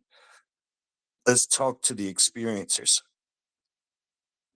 They are the ones that know what's going on. And we see greater and greater desperation in all the things, the machination of the global bankers. They are so hungry to know what the hell is going on. Pardon my French. The desperation is showing in so many ways. It's actually quite delicious. Anyhow, those are the 2 points that I wanted to make. The anecdotal story about DARPA, Jess Bonnable, and the old gods, the Priory of Zion, that priest. Oh, I think it's great. Thank you so much for your contributions, for the space you did with Jack. It was wonderful, and it's so nice to have an introduction to you and your work and your experiences and your refreshing, authentic nature in describing in that space what you have been through. And so I wanted to ask you a couple questions before your departure. I'm not sure if you have a second. Can you stay for a minute? Absolutely. Okay. For those who may have missed your, to say the least, very compelling, talk and the thematic elements of it, I wanted to ask you about, the red coat comments that you made, and some clarification around that when you talked about it being over everything, and maybe some tips about how experiencers specifically, obviously, anybody who's looking into what you said, but how they specifically, because we talked about the hidden hand and what that means, and that's all in that space that people can listen to. But I'm just wanting to go a little bit further and do a deeper dive, if you can, about your statements about it, nothing very specific, but then also the second part and, tips for people who might be on this space or who might listen to it later about that agenda, and then how they can themselves, and if it's spiritual discernment, fine, or if it's any other form of discernment, how can they tell if that's nearby in their proximity? Okay, well, I've got to tell you that the very first most important thing for the experiencers, and this is just so important. You have got to have a daily practice You've got to have, Joseph Campbell used to call it your bliss time, or whatever. You've got to reserve an hour in the morning before everyone else is up, your roommates, your spouse, whoever, and take that time, exercise as vigorously as you're able, not engaging in any pain. Remember, pain is a message of the body. And at the end, towards the end of this exercise, engage in prayer, engage in chanting, engage in meditation, engage in your primal being, and experience of primal being, meaning your connection to your ancestors, your connection to your descendants, real and live. And when you experience that after doing exercise, and then you establish that as practice, in your prayer, what you're doing really is you're developing your relationship with one of the most playful and amazing, huge and stupendous and ancient intelligence of all. Whatever you want to call it, I don't really care. One of these days, I'm going to finish my book, Borrowed Gods, which makes as a clear statement: never let your religion get in the way of your spirituality.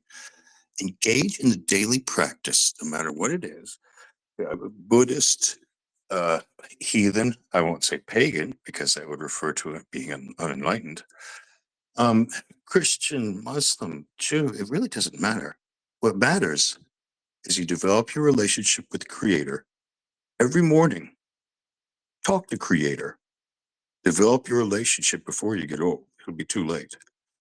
But every morning, the whole point being the discipline. And all of a sudden, after a while, after a couple of weeks, a couple of months, a couple of years, all of a sudden you have a moment where you realize that your practice isn't just your practice. Your practice is that marvelous time when you get to be alone with your Creator and talk about the things that you care about and listen. If you do that for an hour every morning, this is the recipe for an experiencer, not to go spiraling into paranoia, schizophrenia, and so on and so forth, because we all know all the crazy things of psychotronic warfare and EMP this and on and on. I have total fatigue from it all. I have to be honest. Yes, it's going on. Yes, you should be aware of it, but you cannot be too hyper aware of it. And once you establish that morning time, things will begin to happen. You more and more often, you'll be in the right place at the right time and ready to do what you know is the right thing to do. That would be my advice to the experiencers. Don't rush to judgment. How about that?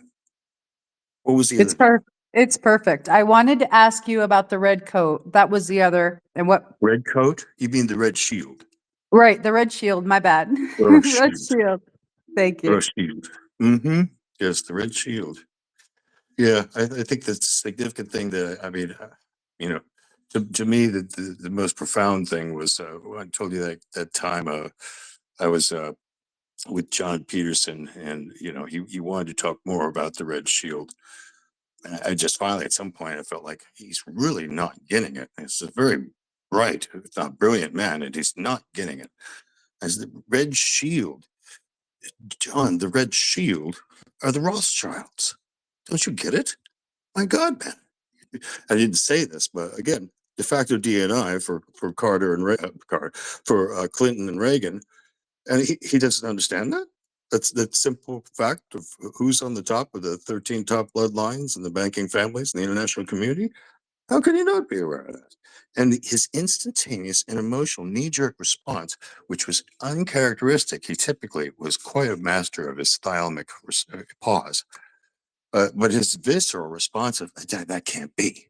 That can't. I mean, as if he was one of them, which I suppose was what the patrons were so cautious about the entire time that they were coaching me whenever I was around him. Well, I love that you brought all that up, and also that you brought up an ancient name that I had been working just to understand for many years, which was Gordon Novell. And I thought it was great that you brought him up and, your interactions. And I thought it was wonderful for people that don't know Gordon Novell to look into his history. But I also wanted to ask you about, Claiborne Pell and the, human potential program and his role. Did you ever meet Claiborne Pell? No. I had conversations with Gordon Novell, and that caused alarm. How John called me up immediately and said, "Stop it! Don't talk to that guy." They were friends of his, and they were just as much empathy and pity as I came to have for him. Yes, poor Gordon. But the first thing that they were worried about was, oh my God, he's going to spam the entire CIA with this. Oh, geez, Richard, stop talking to Gordon. But with Pell, I have no direct experience with. Gordon was clearly a teratogenous result of a counter intel program run very poorly. I don't know who was handling Gordon, but man, I hope they were fired. Poor guy was tormented.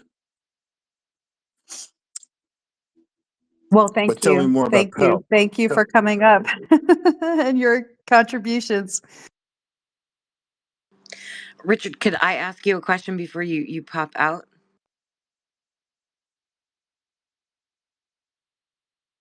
Are you okay with that? Do you have a few more minutes? Oh no, is he still there? I don't know. I think we may have lost him, or maybe there's a connection issue. I see. Oh no, I'm here. All righty. I'm here. I'm listening. Oh, fantastic. Yes. So something that you had brought up in Missile Man Space about the Fourth Reich still being alive and well within the United States. And then, of course, you just, referenced the Red Shield being the Rothschild. I love that you brought up the 13 families, the longest bloodlines. This is all very much stuff I've looked into in the past. What is your what is your thought process on the current state? Like, what exactly is the Fourth Reich, quote unquote? What are they doing currently, and do you think their goal is moving forward as we move through this present time? Like, what is it that is the game plan, and how do we fit into that? Oh no, we lost him. Ah, darn it. It's okay. He's connecting. It says he's Oh, connecting, so he's trying to come back. oh good. Oh, I good. think we have him. I'm showing him as listener for me. Um, All right. Well, if there's other questions, I didn't take accept the invitation to co-host. So if you see other people have their hands up or if they've DBM'd you, maybe now is the time to. yes. So one of the things is Vincenzo Pinelli is here with us, and he has been requesting to come up and speak, but I don't have an Italian translator.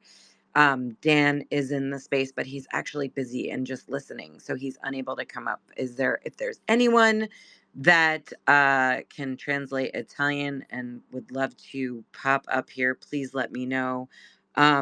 If not, Vincenzo, I've already talked to him in the back channels, letting him know that I don't have an Italian translator. And I wish I did, because he has some stuff that he said he wanted to share with us. And I wish I could bring him up. But yes, B did have a question. Hold on, let me find B. She is asking, she wants me to read this. So she says that she'd love to know how far off she is in her estimate of the situation between Professor Nolan's search for the, oh, hold on one second. We'll get to B's question in a moment. Richard, did you hear my thing, or did you need me to repeat it? All I got was your question about the Fourth Reich, what they're planning, and so on and so forth. And then I got some bizarre technical things going on my phone. Of course you did, because you're about to give us the juicy gossip.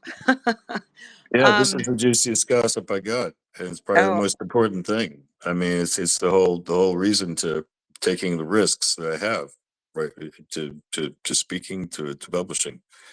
And that is that conversation I had with Kit Green's double down in the basement of Wayne Medical University, where he asked the exact same question that you asked. You see, uh, there was a small coterie of people that investigated the largest black budget special access program, investigated for some time. and obviously led by the guy that never could bust the master cult of the Zodiac. But, here's the whale. Here's the elephant in the room. Largest SAP, largest black budget. He told me that they tracked down one of the CFOs, either a CFO of the entire program or a big portion of it, but whatever. And they asked her the same question you just asked me. And she says, no, no, absolutely not, kid. If I told you that, they would kill my family in front of me. So this is the Fourth Reich's program. There have been many people that have been very concerned about what they're doing. What they're doing can only be described. Well, let's put it this way. She did say one more thing, and she said, but I can tell you what they're planning is terrible.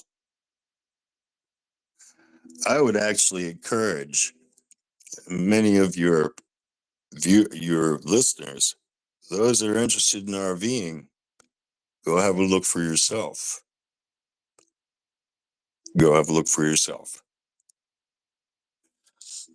In a public space, no one with any common sense or sanity would tell you what they're planning, because it is awful. And it is real, and it does confront the human race as perhaps as great an existential threat, even greater than the gray scourge, the little gray guys, the it, not them. An existential threat as great as them, certainly. That's what I can tell you, because that's what I've heard and seen with my own eyes. Thank you for your risks and so much for your coming out and talking a lot about this. The space was incredibly informative. Not only that, but grounds everything very clearly into, I'm not going to say, everything, but, it goes into Ingo Swann and his history, and it goes into these various people, who have had wonderful experiences and has shared them with us. Sadly, he's no longer with us, but he left a great body of work. I did want to ask you about some of the history around the change of the Stargate program and where it went. And, lots of folks have, said the new name and where it is. And I know you can't answer, specific details, but when you were back when you described your interactions with John Peterson and, the Arlington Institute, and, you described that very well in the space. And, Axelrod, I made a post about it. And I said, this is a big deal. It's a big pickup. Pay attention. And a couple people commented that there have been many Axelrods, and his name has been mentioned before as one of them, but he wasn't the only one.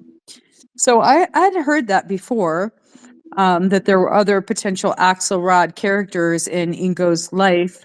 I just wanted to get your opinion about Penetration, because I love that book. I read it a long time ago. I'm not one to read books twice, because I have a pretty good memory of the first time that I read it. But his, I actually did go back another time, because I figured I would see things in a new way.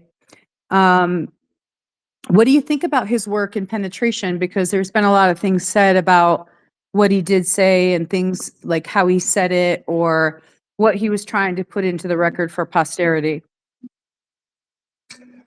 Okay, so I think that everything you heard about other Axelrods is indicative of the typically unspoken coterie of folks that John spent a lot of private time talking with about these things. And I'm not privy to any of that. What I was privy to was their bigotry, if he was representative of it, towards all NHI, lumping it all together in the group of the little gray guys. And that simplistic stupid kind of thinking. All the other Axelrods do deference to them and John's group. John is the Axelrod of Ingo Swann's penetration, as far as I'm concerned. Over the other guys are part of the little coterie of folks that John's been working with for a long time, because some of them probably made some bad decisions about interacting with all NHI versus how to deal with the existential threat, the Gray Scourge. And my suspicion is that John probably was the only one amongst them that did the kind of adventurous. John's an adventurer, all right? John was the one that encouraged me to dream no small dreams. John is an adventurer. And for John, his interactions with Inigo Swann were an adventure. In fact, I remember one of the first conversations I had with John about him taking a visit to SRI, because a whole bunch of the psychics there were apparently all up in arms about all kinds of non-human intelligence coming to the solar system, coming to Earth from all places and spaces and dimensions and times. This is back in 2006, and they are all saying the same thing. Something is happening in this solar system, in this galaxy, that only happens. And he either said in all the galaxy, or did he say the universe, only happens once in a billion years. I found that very interesting.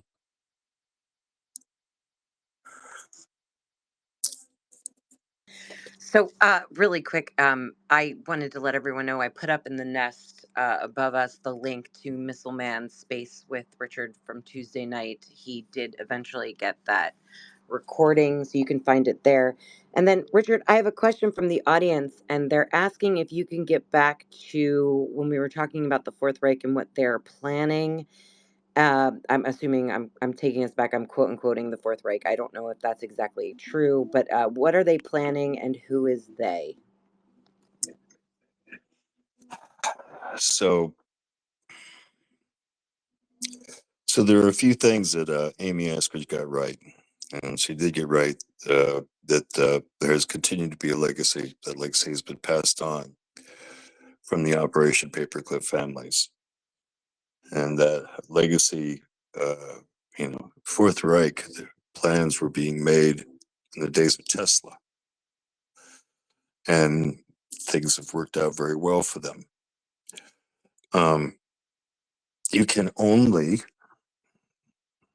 base your presumptions about what they're planning based on what they've done so far in the last 80 years. And what they do is they've racketeered Western civilization to a manner that would make most people in the Third Reich 100 years, 80, 90, 100, almost 100 years ago, blush.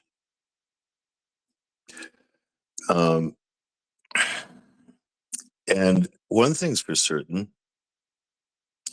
in racketeering Western civilization, also in racketeering all these cults, all these murder clubs,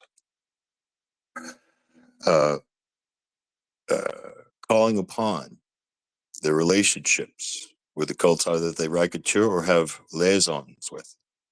For example, I have no doubt that there was a liaison between the Zodiac and the oldest satanic coven in America, which per Kit Green was right where our Advanced Vehicle Research Center happened to be, Pennsylvania County. The oldest coven, satanic coven in America, is in South Boston and Pennsylvania County area. I did, without knowing it, speak with the master and or mistress of the coven. We were a competitor for their business. their business having nothing to do with what they did in their private time, there's clearly a connection between them and the assassination of my father. All due respect to Kit, who continued to explore the China. There are other investigators on the case.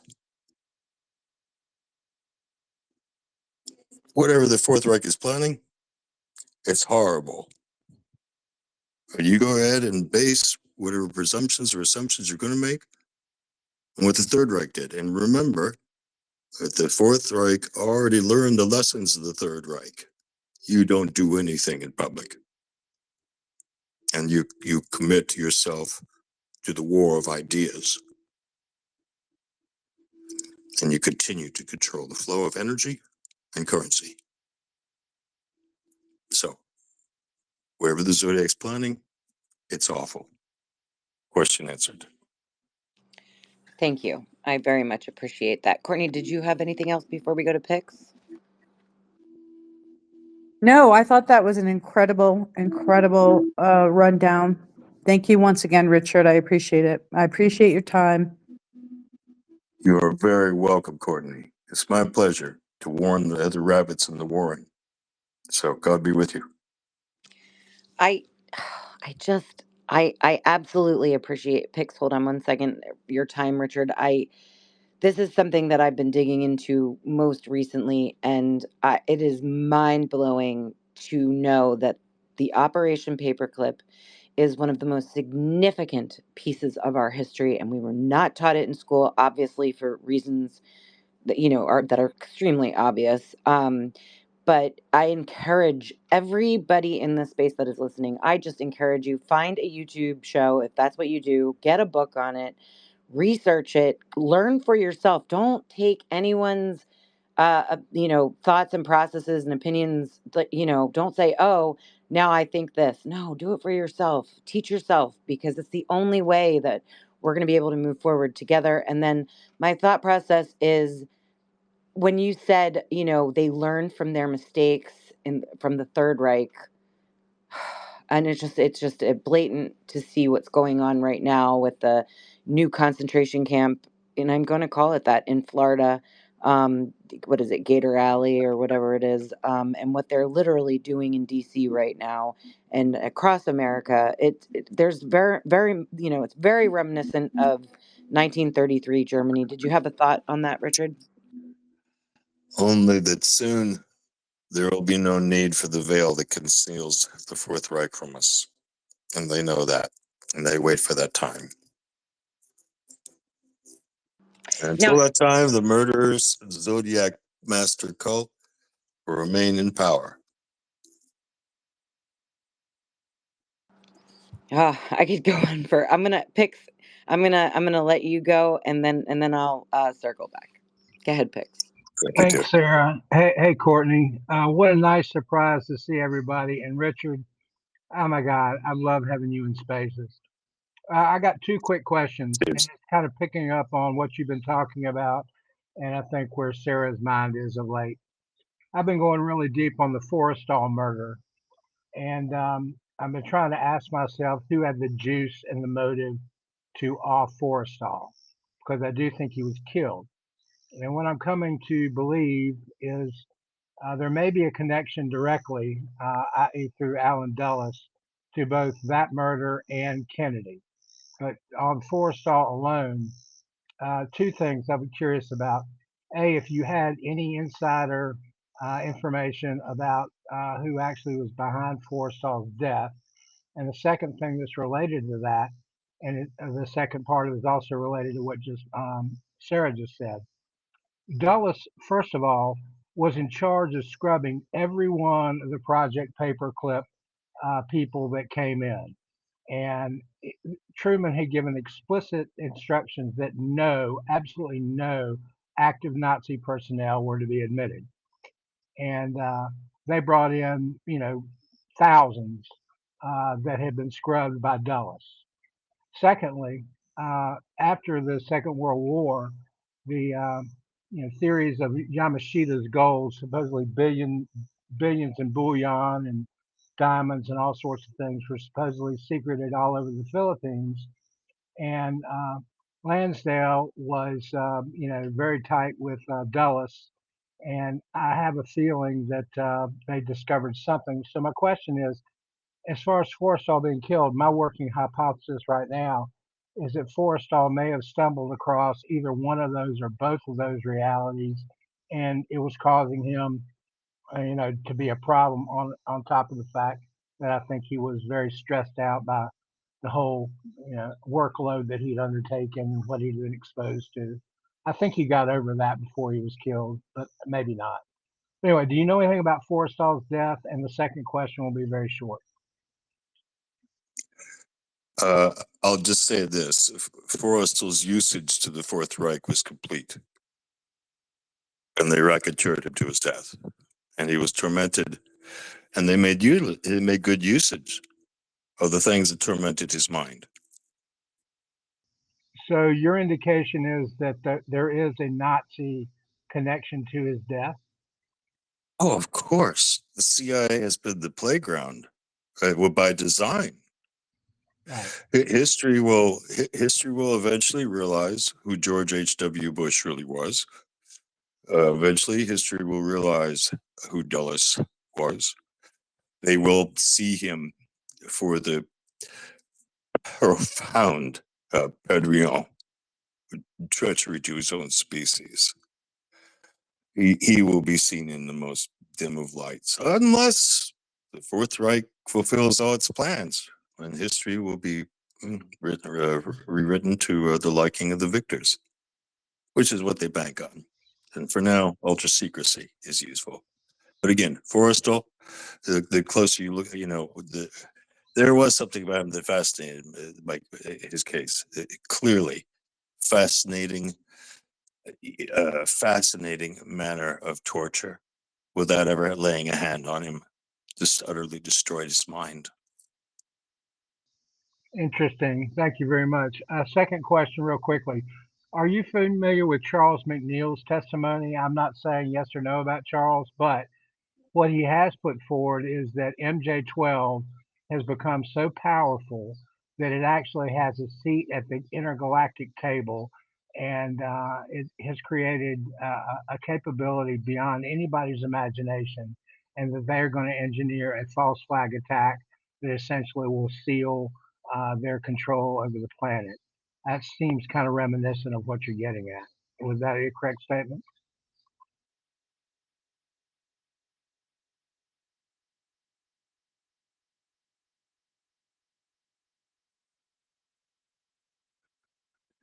All right. There's a couple things there. There's some things I have no direct experience with, and I've already suggested that MJ2 was classic COINTELPRO, gems of truth buried in feces. But the one thing that seems quite apparent, I will refer you back to Carl Nell's statements of communication between bureaucrats, unelected officials, and other things that are not human. It's becoming pretty obvious to people with stars upon theirs, if you like. I thought what Carl Nell said was extremely compelling. That's the reality we're dealing with. There's communication going on with all sorts of things, non-human, with all sorts of folks that no one put in place except the global bankers. Thank you. You're so welcome, bud. I appreciate all the information you gave me the other day. My hat's off to you. There's more coming, baby. There's more coming. God bless you. More power to you. I love this. Richard, thank you for being here. This is amazing picks. Thank you for coming up and asking these amazing questions. If it's okay, I'd love to go to B next. Go ahead, B. Welcome to the stage. Good afternoon. Thank you so much for holding the space. And Richard, thank you so much for coming in and speaking to everybody. Um, my question lies in when you speak of the super psychics and the studying of experiencers. There was a big to do about something that Gary Nolan had said a couple of years ago about looking for an on and off switch. And a lot of people took that to mean an on and off switch to access these other communication channels that people are getting through the brain. And he actually enlisted the help of Dean Radin with the Institute of Noetic Sciences to do the genetics of size study between 2015 to 2018, which also happens to line up with John Burroughs' testimony of Gary Nolan trying to get his DNA right. Well, in 2019, when that study was over, Dean Radin did a very fascinating thing. He began his own company that's on the leading edge of having genetic engineering capabilities, of engineering people's capabilities. And he's been in a couple of talks lately talking about the findings that they discovered and that they're able to now turn these higher functions on people, and that these findings both thrilled and terrified them, and that there's a great need for transnational ethics boards to be involved as far as modulating the human brain and these super abilities. And my question for you for the night that you came out in that talk, when you started talking about the brain and the differences, of course that snapped my attention, because I know that there's these morphological and anatomical findings that they're finding in experiencers, and normally it's for increased communication between the lobes, and they're having increased interaction with this other field, right? I would love to ask your thoughts on what you know about that, and those overlays, and how that would affect catastrophic or controlled disclosure. Well, here's the thing, you know, B, and by the way, I love your posts. All your posts are awesome. Um, you know, the thing to me is that I'm beginning to take seriously is, you know, there's been stuff that I thought was a bit odd, bizarre, but you know, when you start to think about it, um, do you have do you have roommates in your house that you call dogs and cats? I do. I have a German Shepherd, two parrots, and a sparrow, and they are very much able. That there's that bioelectric field of communication that we have grossly overlooked their ability to pick up on. Yeah, yeah, and they're people. They're people. A person's a person, no matter how small. They're people, and they have a biofield that is wonderful. And when you're in sync with it, and you have relationships with them, because they are people. They are people to you, aren't they? They Absolutely. are. For They sure. are. There you go. So, so here you go. Now, you haven't necessarily bred them, selecting for traits that you think would be very helpful for their species. You are familiar with stories of people that have bred them for rather banal purposes, hunting truffles or hunting bears, but you haven't necessarily heard some of the great stories that, and perhaps you had some experiences with them, of people when they realize these animals are people. They're not animals at all. um, and so therein lies the key rub, because you know, one of my favorite saints used to say, all the answers to all your problems are to be found in nature. So we can't look askew at advanced beings that could consider us not pets, but people that share the room with them, their roommates. And they may have different views. Oh yeah, some of the bad ones may have nasty views and they're just nasty stuff to us. But you know what? There's evidence that there's some really good ones, and they don't think of us as pets. They see us as relatives, relatives that got shafted in lots of ways when we got extracted from bonobo chimpanzees by the old gods.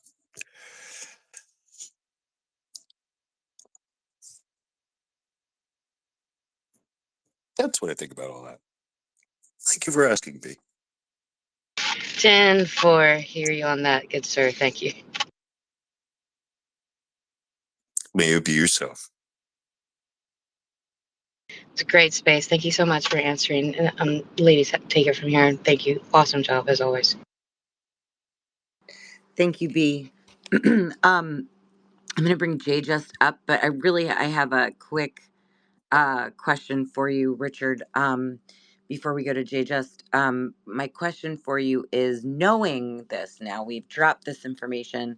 This is the issue. This is the problem with the government within the government, right? And or the deep state, whatever we want to call that, the Reich, the fourth, the next step of that. What is it? you know how do we, like, what's the positive note, what's the positive takeaway from this? What, are there beings that are good that are coming here to help us with this issue? Is this issue completely just human, and this is something that we have to tackle? What are your thoughts on how do we fix this issue that is obviously a very large one?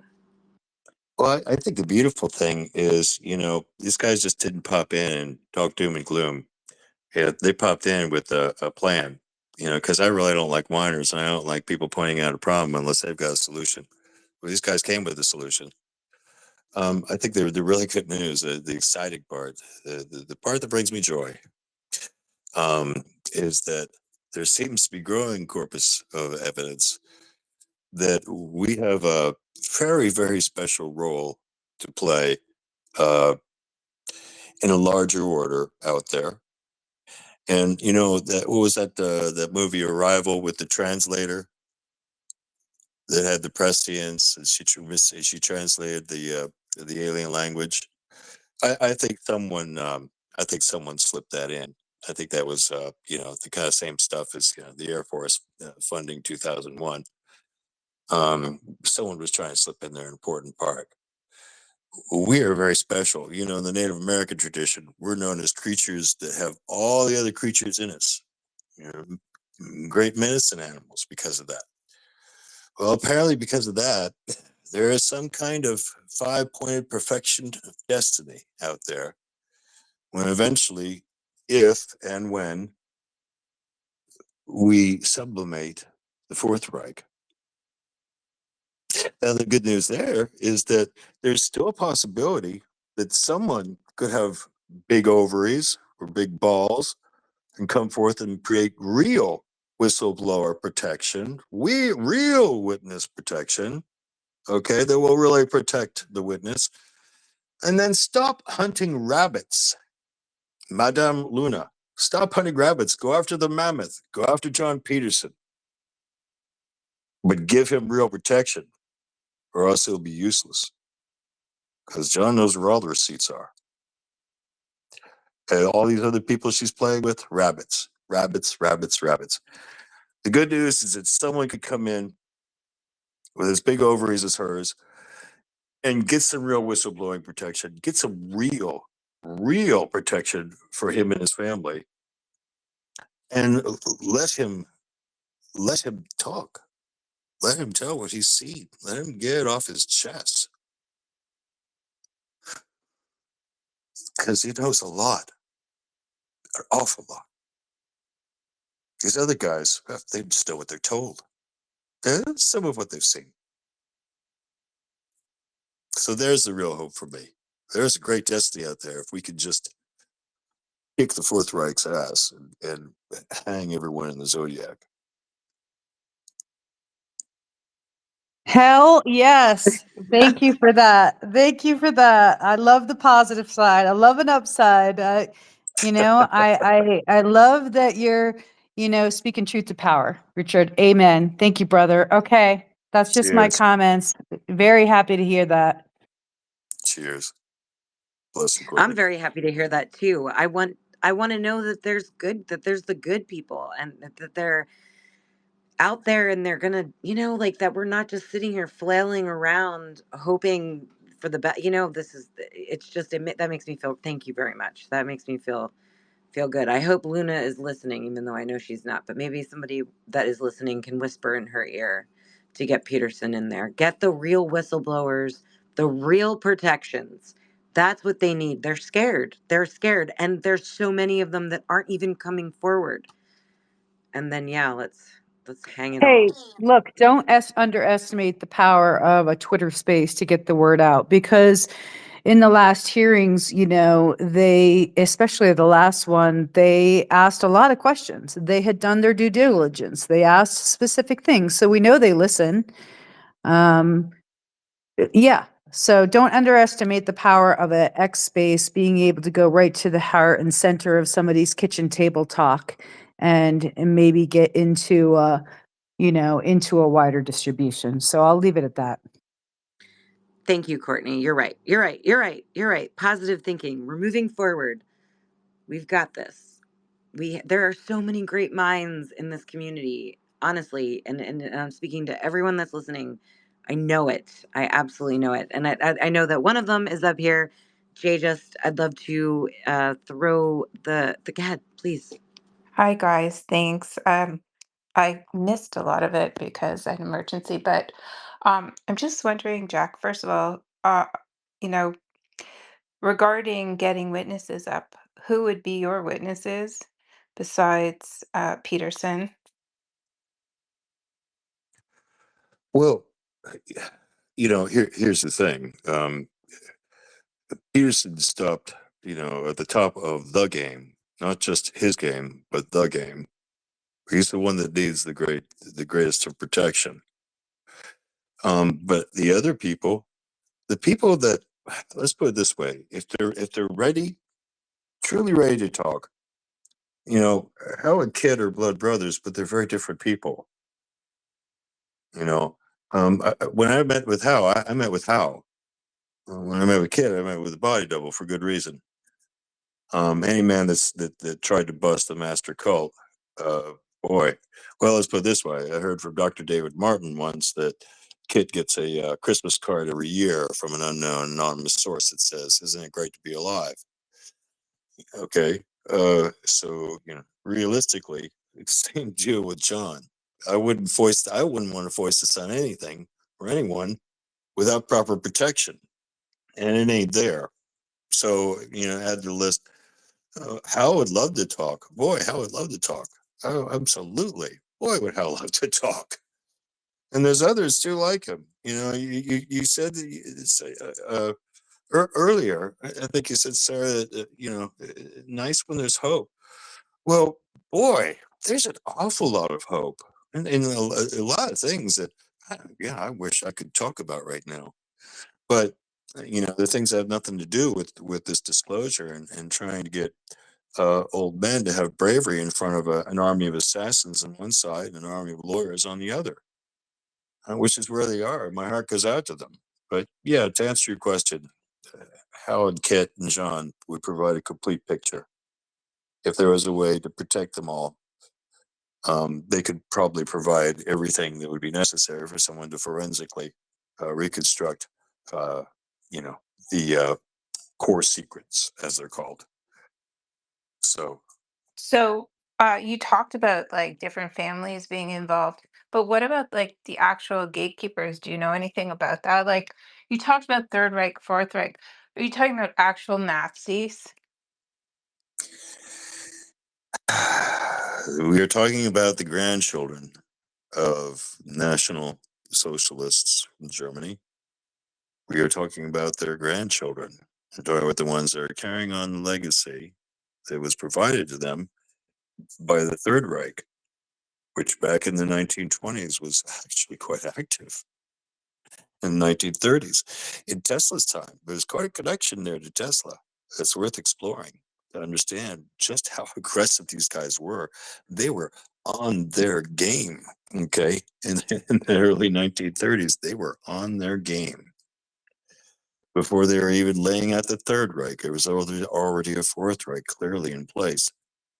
So would you say they're running like the world or running America now? I don't know how many NSA officers have said, well, the Germans run the world in a casual manner. So there you go. But the thing to remember is that these are people that grew up in this country that have, have something of our views, but the way they're raised and their families is very unique, very odd, rather eccentric, but it provides results. Does that answer So, your question? I guess. Can I ask more questions or do you want me to wait? Oh no, go ahead. Go ahead, Justy. Oh, I'm asking the host. Okay. So, uh, do you know if we've had contact with another race of some sort, like real contact? We're talking about all the lore. And what do you make of people? Like, there's a lot of people in our community that equate Hal and all the people who are involved in Scientology and equate this whole thing to a Scientologist push for whatever agenda they have. There's a big swath of people here who keep pushing Scientology, Scientology. And what do you think? What do you make of all that? So, um, have you done anything embarrassing or been part of a group when you were younger? How old are you, Justy? If you don't mind me asking. Oh, I'm quite up there. I'm probably around your age. Oh, well then, okay. Well, so then you and I both know that we have done and joined groups that would embarrass us now. Okay, I'm not even going to say mine, but when it was brought up in company with Hal, the laughter, the absurdity of what was going on, and again, it wasn't just a personal quest for the next guru or something like that. There was something going on there in the ways of investigation uh, in terms of looking into a cult. Scientology is a cult, and it appears to have strong influence from postmodern American Satanism. So, Al was embarrassed of his connection to Scientology, and I'm sure he would have liked to have talked about the reason why he was doing what he was doing, what he was asked to do. Because remember, when people are part of a cause, they'll be assets, and they're willing to do things because they believe, they believe in the prophecy of America, and they believe, what George Washington experienced, and uh, and believe that if they're what they're doing is well, it's what Creator's asking of them. They may do all kinds of daring things and infiltrate groups, and we find out later, like, oh my gosh, were you a part of the American Communist Party? And you find out later why this person, whoever they were, they couldn't talk about it, why they were. But they're on record. You see what I'm getting at? Yeah, I understand. There's also people who are double agents and people who, The triple you know, agents. yeah, and who Yeah, are used, I yeah. guess. I'm Yeah. not privy to that world, but I can imagine. But my question is, like, another question is, I guess you're saying Hal was, he made a mistake in his youth, and other people were involved, but it Either didn't mean that that or yes, it's yes, an yes, yes. I mean, agenda. either that or he was requested to. You know what I'm saying? Yeah. Yeah, Hmm. yeah. But your first question is the All most right. important one. This other one is just chase. Yeah. Yeah, has there been real contact? Oh yeah, you're talking to him. I got no axe to grind, but I've got joy to share. I mean, the fact of the matter was, I woke up in the morning of November 26th, 2009, just like everyone else. No matter how much your experiences were profound, you're still in that 0.1% doubt. We're alone in the universe, et cetera, et cetera. It's nonsense belief, but we wake up with it every morning. And I woke up with it that morning, like everyone else. But the presentation of two beautiful rose-colored spheres, showing me painstakingly the cloaking process by which they used. It was so beautiful, and it capped off such a wonderful experience. Um, so yeah, there's a lot of us have had contact. It's been real. We have seen things, and some of us have these extraordinary, bizarre, eccentric, detailed stories about how we got to that contact and what happened afterwards. Yeah, it's happened. It's But happened, Justy. But do you believe that you're dealing with something from outer space, or do you believe that you're dealing with something that's actually living here, like a crypto-terrestrial? Oh, I'm more along the lines of a combination of Hell's ultra-terrestrial theory and the notion that a future would want to curate its past. And human nature being what it is, that over time, two groups would likely arise, one to promote the curation and the other to challenge it. So you're I saying a do. timeline, two timelines battling it. Yeah. I'm saying we're talking about something a little more profound and significant than tourists. Right. So another question I have Jay, regarding, Jay, just real quick, I want to just, can we circle back to you? Are you good with that? I know that you were going pretty good. yeah, Are you okay? Um, just Chris O'Leary and then Linda. So if it's okay with you, let's hit up I Chris. think it was Linda first, actually, and then Chris. Just want to be fair. Oh, yeah. Sorry. Go ahead, Linda. Thank you. Um, okay, John Peterson, he's recently had some health issues, and I saw that he was barely able to speak on a YouTube, and somebody is going to be emceeing the upcoming talks at his Arlington Institute in Berkeley Springs this month. So like many of these people, he is getting elderly and we're losing opportunities to get them on record and talk.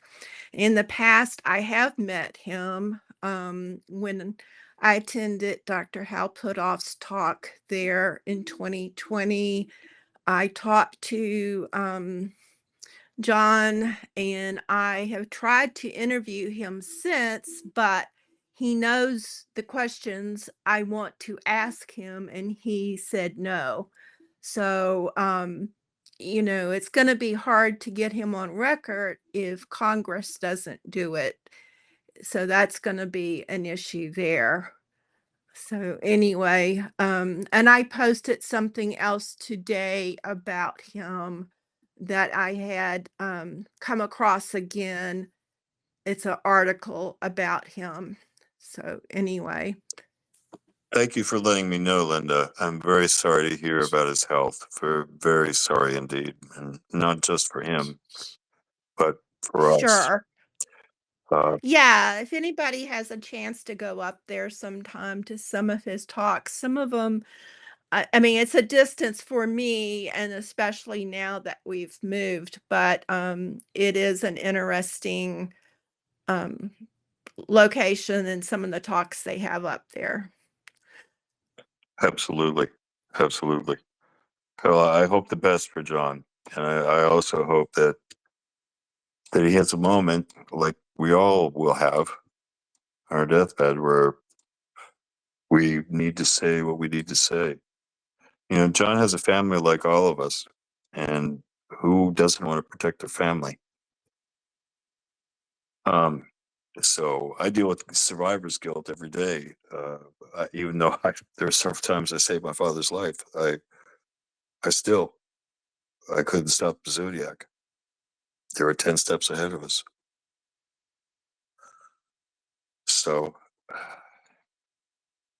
Yeah, I appreciate all the talks, and we have a lot of things in common, and which are kind of funny, the different connecting points. But anyway, so thank you. you're welcome, Linda. Chris was next, wasn't Yes, I believe he was, and then we were going to go back to digest.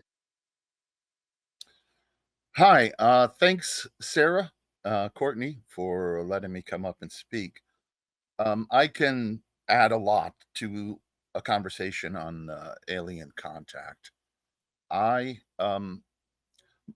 Alien contact in my family started in 1959 when they started abducting my mother, and then after I was born, they started taking me in 1966. So next year is 60 years that I have my family has dealt with aliens. gray aliens to be specific, tall gray, short gray, and the mantis, which is their boss. The mantis is the highest level of aliens in the 60 years of contact we've had. My brother's a cop. He was an active duty cop, being abducted lifelong. And we attracted the interest of Bud Hopkins, who came up and stayed with us a few days because in 1996, we were having a picnic in the backyard when a flying saucer slowly materialized. It came through from somewhere else, and it was bringing my brother back in broad daylight from an abduction. My brother was a cop who worked overnights, and so he slept during the day. And we were waiting for him to come up from his lower level bedroom to join us, but he wasn't in there. And the Greys were bringing him back, and they're not infallible. It turns out they screwed up. They got caught, and it shattered the hold they have over your memories. A lot of people think that the most significant thing about these alien beings that are here is their technology. And while it's so far beyond us that, yes, it's an issue, the real power they have over us is their ability to control our minds. It's extensive and it's long lasting, and they read your thoughts as quick as you think them. And I just have to make the point, and thank you for letting me speak for a minute, that these are not tourists. This is not a scientific expedition. This is not an invitation to join some galactic brotherhood of super cool beings. This is an alien invasion. That's what this is. This is a takeover. They're taking this planet, and their interest in humans is not because they think we're cool. They use us as a resource.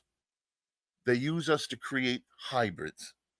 I've been introduced. In 1979, I was introduced to a hybrid son of mine.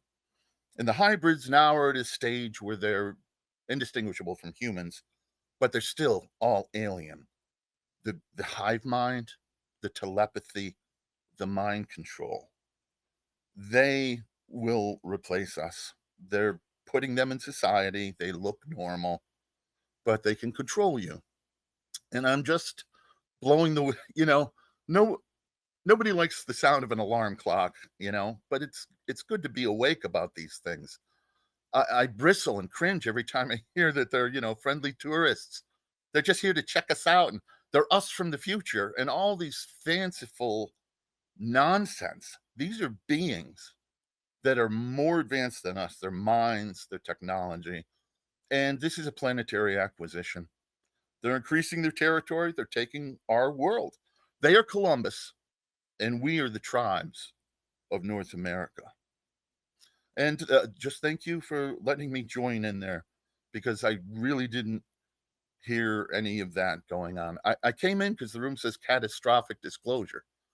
And that's the problem with disclosure, is you can just call it disclosure, because what I know to be true, if they came out and said that, it would be the end of our civilization. Certainly at the end of our culture and our country. I mean, country's still reeling from a virus that, but thank you for letting me speak up. I will cede my time. And if anyone would like to talk to me or see some of our podcast interviews, we're going to be on Area 52 next month. And we've done some we recorded an episode of the Good Trouble Show, but it was too much trouble, and they're not going to air it, but it led to bigger doors opening for us. So thank you all. And I have so many friends in this room. There's 369, there's Kimball, there's Blue, there's AJ. Love all you guys. And for those of you I don't know, it's really nice to speak to you. And my door's always open if anyone would like to talk. Thank you. I had a question for you, Chris. Your background. You're in O'Leary, is that right? Yes, sir.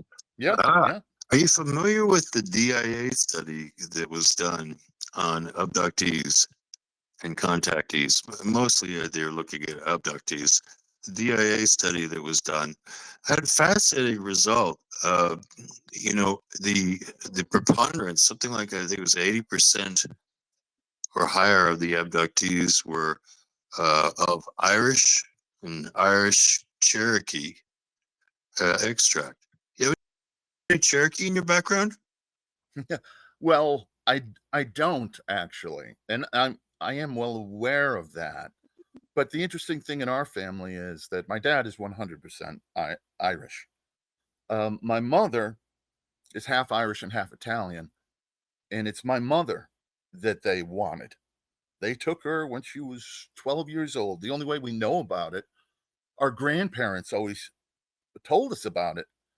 Um, Growing up, whenever like a UFO was mentioned on TV, this looks like that time that Rose got taken in that triangle. Remember that?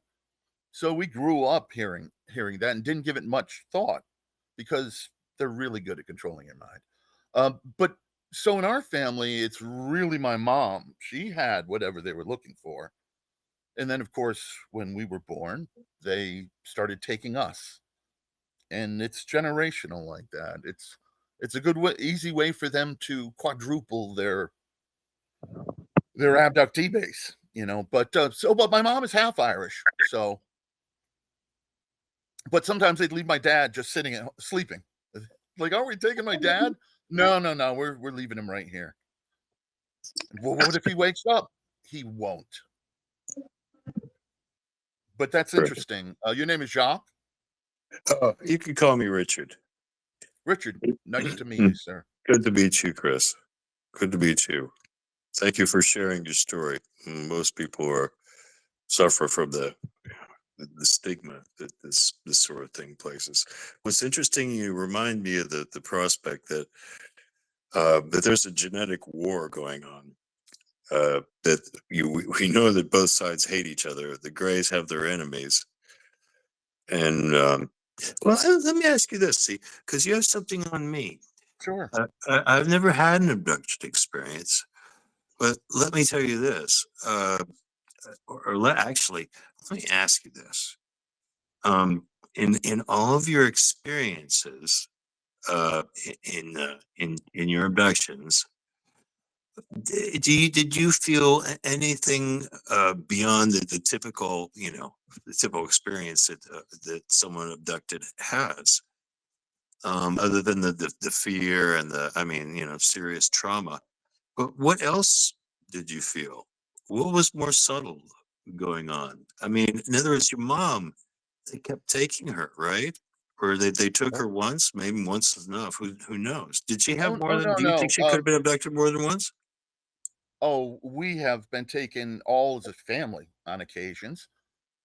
Before my brothers was born, they took me and mom routinely up until about 1968 when they came for me alone.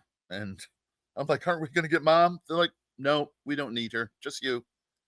And then it was off to the races. But even much later, in 1974, they showed up about 11 a.m. and took all of us except dad, who was at work. And that was a big one. It was a big mass abduction. They took us to an installation, and there must have been 300 abductees there, many gray. But yes, we've been taken many times. And alien contact, it's a lot of people have misconceptions. The grays are extremely complex. They're taking over the planet, so I hate them. But many of them have been, you know, kind, at the very least civil, professional. They're not snarling or drooling. And when they speak in your head, a lot of people from the movies get this impression that it's like, human, you will assist in our experimentations, or something like that. The aliens, their minds are so powerful and so skillful that they read your thoughts as quickly as you think them. And if you think of resisting or running, they will just simply paralyze you where you stand until they get closer. And when they speak to you, they speak conversational English to you. They speak however you're used to being spoken to. You know what I mean? Like they're so deep in your head, they know the way that people have talked to you throughout your life. They know your accent, your vernacular, your vocabulary. You know, when you're really young, they don't lay a lot of huge words on you, but they use contractions, and I mean, they don't use them, but that's how they communicate with us. Um, I've had one time. This is I lose a lot of people when I get into the real details, and one of them is this: they were so pissed at me over something that happened. They used sarcasm on me, like biting sarcasm. And another thing, they have a wide emotional range. Um, my knowledge is I've spent over 1,000 hours with these things, you know, through decades of my life, and it's they're complex. They have an emotional range. They do. They have emotions. I hear a lot of talk these days about, oh, they're robots and they're AI, and there's a factory that Stephen Greer saw in New Jersey where they just print out the alien bodies. It's nonsense. I've seen old ones, I've seen young ones, and both tall and gray, and there's many variations, but their emotions run largely from uh you know, disinterest to annoyance, but they're capable of surprise, and they're also capable of a little bit of concern for you. And I've never seen like love or joy or reckless laughter from them. No, but they have an emotional range. I would say an abduction, if I had to sum it up, it's like being taken to a dentist appointment. You know, they bring you somewhere, they tell you where to sit. They don't largely, at least initially, tell you much about what they're doing to you. And then they bring you back. It's like going to the DMV. Their attitude is like people who work at the DMV. They would rather be somewhere else. This is work for them. They usually treat you okay, but they're not either demonic or they're certainly not your friends. There are moments they've been kind, but they're very professional. They have a schedule to keep. It's very involved. And if you look at the situation, it's pretty obvious that they're not here to raise our consciousness, okay? Because the first thing they do when they get near to you is they lower your consciousness. It's it's the opposite of raising your consciousness. When they get close, they take over your mind to a degree. And what they do is they turn off fear and the anger and all that, and they make you complacent. They make you docile. They make you cooperative. They make you think that they are your best friend. And so 1 minute you're trying to scream, and the next minute they reach into your mind. And, you know, if you've been abducted before, what they do is they go, wait, wait, wait. You remember me? You remember us? And in that moment, you do. You remember them. You remember the last abduction. You remember all of them. But not only do you remember them, in that moment, they went in and they turned off your logic, your reason, your fear, very, your survival instincts. And they replace it with, you know, basically a pleasant puppet. And they keep your reason, your mind, they keep it from being really clear during the abduction because they don't like you they don't like you making mental notes like, oh, look at that machine or look at this guy's face. They don't like it. And they hear it because anything you think, you, they hear it. So they can lower your control, but they leave you with some control at the heads and tails of the abductions just so they can have you walk on the ship and do what they want. They don't want to carry you, you know what I mean? Or levitate you. So they just control your mind like a puppet. And they'll say, all right, we got to get going. Got things to do. Let's get on the ship. And you're like, all right, let's go. And you walk on the ship and you sit where they put you. And at that point, they usually lower you even further. And then when we get to the bigger ship or the installation, whether in space or underground, and I've been to both many times, then they raise you up so you can do some more walking. And then they put you on a table, usually, and they really lower your, they sedate you further. Of course, you can wake up if what they're doing is extremely painful. That happened to me a couple of times for different procedures, sure. But other times, like with my brother, I'll just say this, my brother, they liked him a lot. And with him, they were testing him, his abilities for things like telekinesis and turning a box inside out with his mind. And he did really well. They thought they like Sean. When he was a kid, he worked out a deal with them. Actually, he said he hated being paralyzed. And it was quite frequent. They'd do that to get you out of there. He said, if you don't, well, he called it freezing. He was a child. They take you very early. I don't know why, but they do. And he worked out a deal with them that if you don't freeze me, I'll just go with you, do what you want. And the tall gray said, so you will just do what we say and come with us, and we don't paralyze you. He said, yeah. He said, all right. Chris, And so it was that way for decades. I'm so sorry to interrupt you. And I'm very appreciative of you coming up here. And as we were saying earlier in the space, the most important people are the experiencers. So I do want to suggest to our listeners that to please follow Chris. Um, Click on his picture, go to his space, go to his thing, follow him. He holds experiencer spaces. Um, Here in on X, and I'm gonna recommend that people come and talk to you there. And I thank you for coming up on the stage. It's just right now, I know in like 2 hours, Missile Man and Experience will be having Ivan Hanel on, who is Lou Elizondo's lawyer, and so. Courtney and I want to we want to get to the hands and then wrap up the space so people have some time to eat and whatnot before their space starts, because that's going to be an important space too. But thank you so much, Chris. I appreciate you coming up here. I believe it's Jay. Just we'll get to you in just a second. Let's hit JK Philly fan for a question.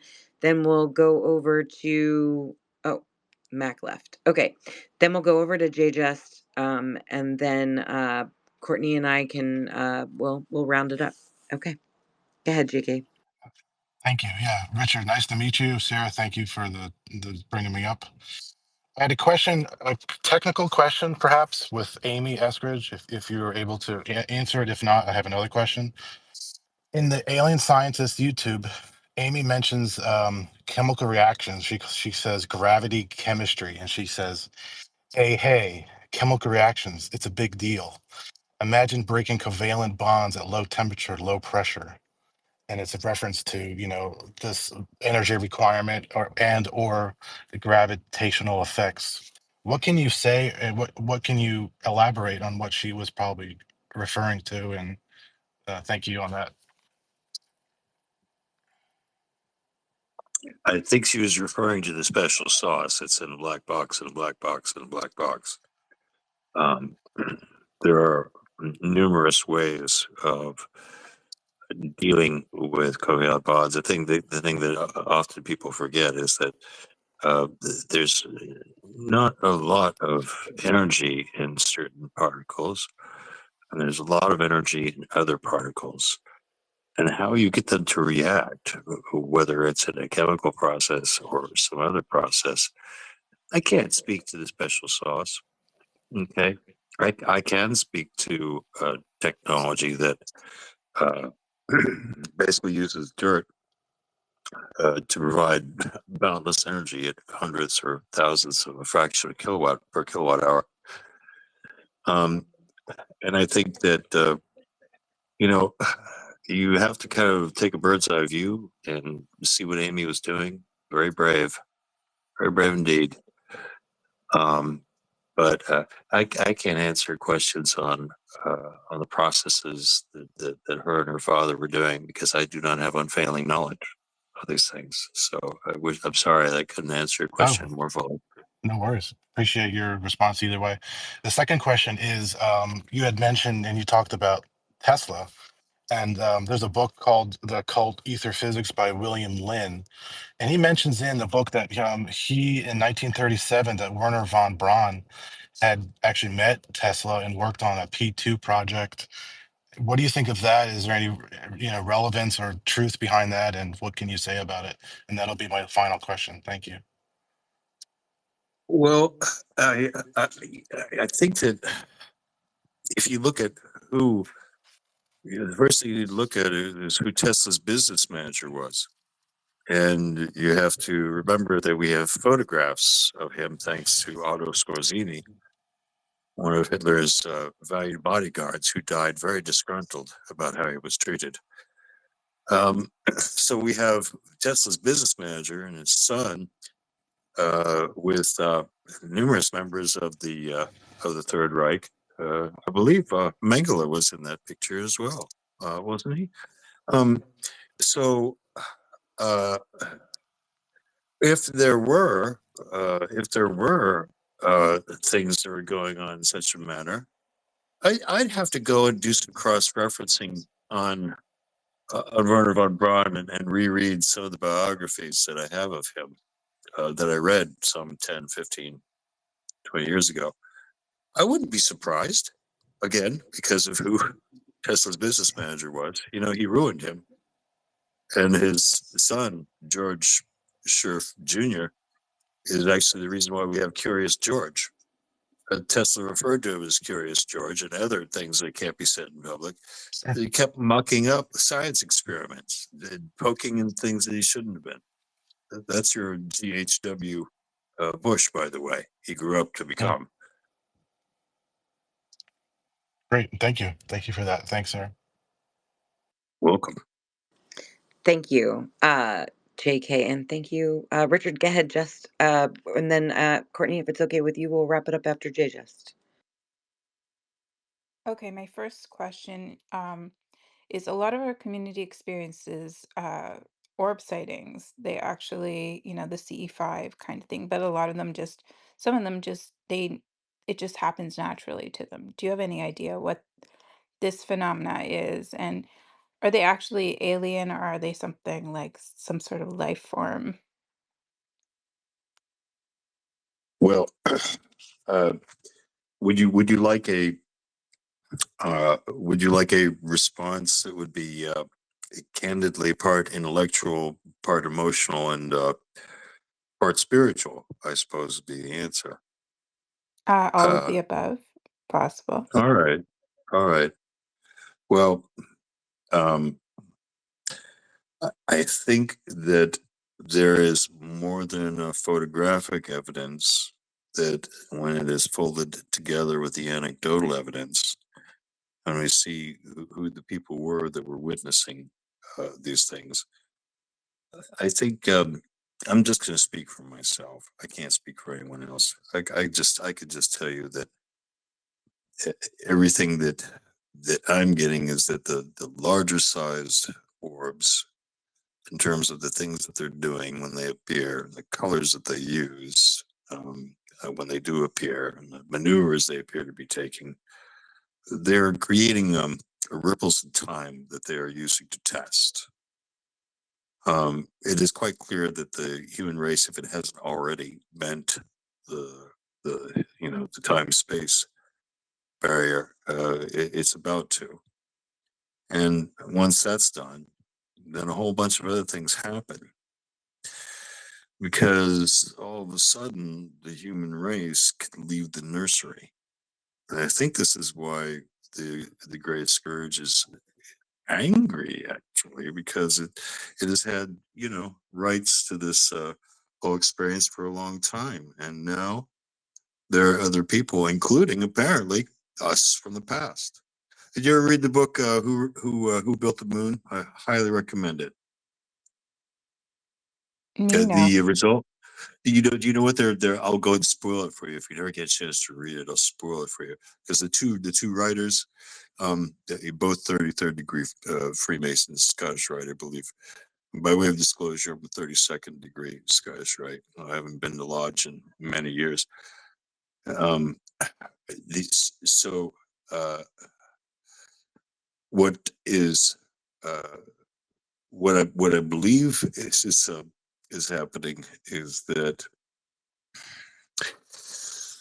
there are some beings right now that are very human, and they are very aware of the dangers and the existential dangers and the whole shooting match.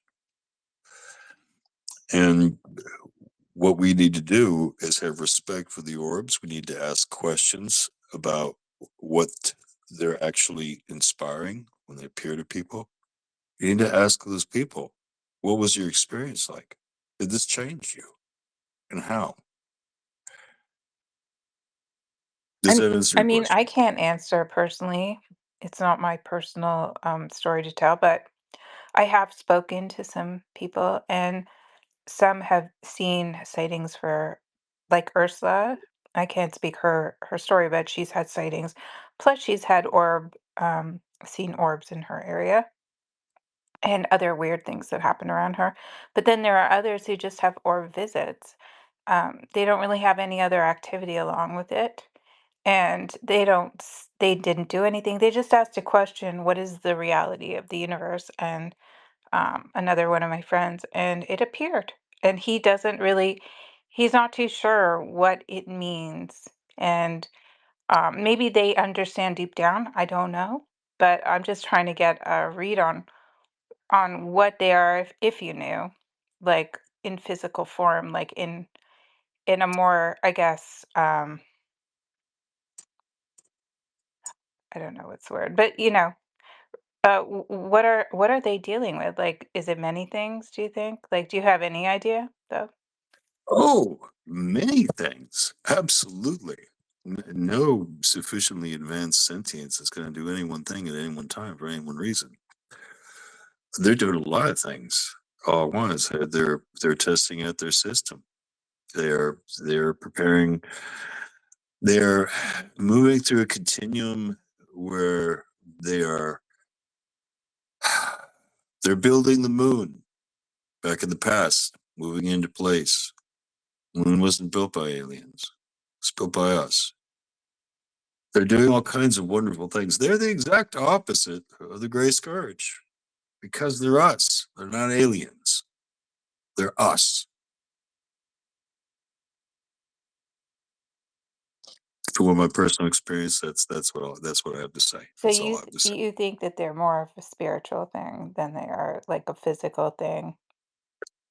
Oh no, well, good Lord, the because of the nature of language, we come to be very sloppy with words like spirit and soul. Once upon a time, soul didn't just mean the spirit; it meant the whole body. It meant everything. So, are they spiritual? Are they purely spiritual? No, but what they appear to be doing is highly spiritually advanced. Let's just say for a moment I'm wrong. They're not time travelers.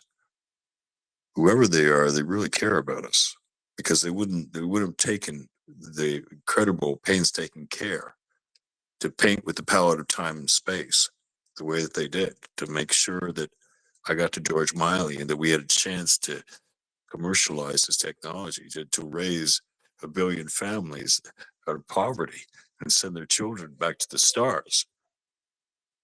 So I think you judge anyone, any being, any cult, any culture, any religion by their fruits of their striving. In this case, the only fruits I can judge are you guys are in a rough shape and we'd like to help you out. Okay. Thank So you, Richard. Thank you so much. I think that, You, oh, wait, you did somebody break in? Real quick, Courtney. Missile Man actually an experience, just to say, I know that we're going to wrap up, but they actually Yeah. moved their space a week back. Apparently Ivan is too busy for today, so their space Oh, is okay. happening in a week. But yeah, we've been going for over 3 hours, so we can totally wrap up. I just wanted to make sure and ensure people had a break, between, ours and theirs. So, okay, that's a good announcement. Pay attention and watch out for their upcoming space that they have rescheduled. It's up to you, Sarah, whether you have energy to go on or if you're flagging. And I said we would kind of take our temperature of how much energy we felt and, the feeling of the space, whether we would continue on or not. So I'm going to leave that up to you. I have to go and do a couple of things of just life stuffs because as we were talking about earlier, the past week has been just I have not gotten anything done because of just all the research I was doing, talking, about everything, all the new drops. I mean, everything that Courtney and I have covered in our space today, it has been it just taken over. So I do need the rest of the afternoon. So I am going to wrap up the space. I have had an unbelievable great time with everyone, and I am very grateful that everyone is here listening. I'm very grateful for all of the speakers who have come up. Science Bob earlier, Pix, Just, um, Chris, thank you for being here. B, thank you for popping up. And JK Philly always gives me these questions. And I'm so glad that he popped up and came up and asked himself because I do not know how to ask those questions. And Linda too. I saw Linda put Yes. some notes down into the space links, and so very important. Thank you for Linda for your insights as well. Yes, and Linda, thank you for correcting me earlier with Alberino, um, and also Richard, thank you so much for being here and my goodness, taking all of these questions. You've given me a lot to think about. There's so much. I just uh it's like such an information, dump into my brain and I need some time. I need to sit with it. I need to mull.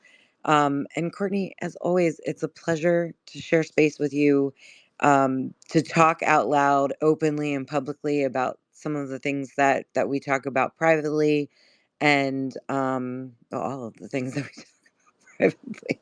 And really like assess things and put things out there. What are your thoughts? Oh yeah, I thought it was great. We didn't get to everything. We didn't get to some of the, subjects or subject matter that we wanted to talk to as tie-ins, but that's okay. It flowed the way it did. And, we went with a very clear organization and a list, but sometimes it goes into stream of consciousness. That's okay. I'm not one to, hold to the outline. If your gut says you need to go somewhere, then you go somewhere. I'm just so pleasantly surprised to have the people join in that did and the things that they said, pointing people more directly to specific references of work and their thoughts on it, to ask very clear questions and get opinions is always, I love that. I think that's the fun of it all. So I'm glad people joined in and got in with our synergy. And I thought it was very synergistic, and that's the best kind. So thanks for hosting it. Thanks for taking on the hosting responsibility. And yeah, I guess we'll wait and see what happens next, right? Yeah, well, the what was made public is the hearings. The UFO hearings are September 9th. It's a Tuesday. I was guessing it was going to be a Wednesday because they always fall on Wednesdays, but apparently this is a Tuesday. So we have that hopefully to look forward to. My fingers are crossed we get some firsthand witnesses. That would be fantastic. Uh, I think we've wanted firsthand witnesses since David Grush took the stand, and then it was like, okay, let's go. Um, yeah. So anyway, one of the things that I encourage people is like the phenomena is so huge, and I'm gonna say this, but like it's so huge. There's so many aspects of it that I encourage you to pick a piece of it that you enjoy or that fascinates you, and to deep dive into it and then come up in these spaces, create your own space, raise your hand, come up and share what you've learned with everyone, because, I don't ever believe we're going to get disclosure from the government. That's just, I mean, the processes and all of that is interesting to watch. And But really think that disclosure is personal, and so really it comes from us and us talking about it, sharing what we've learned, and yeah. Anyway, so thank you everyone. Thank you, Courtney. I appreciate you guys. I hope you have a great rest of your Sunday, and I look forward to the next space whenever that is. But thank you guys. Have a great day. You too, Sarah. Thank you, Richard. And as always, a pleasure. I love picking your brain. You're like, yeah, you got me thinking. So thank you. May you be yourself. Have a good evening.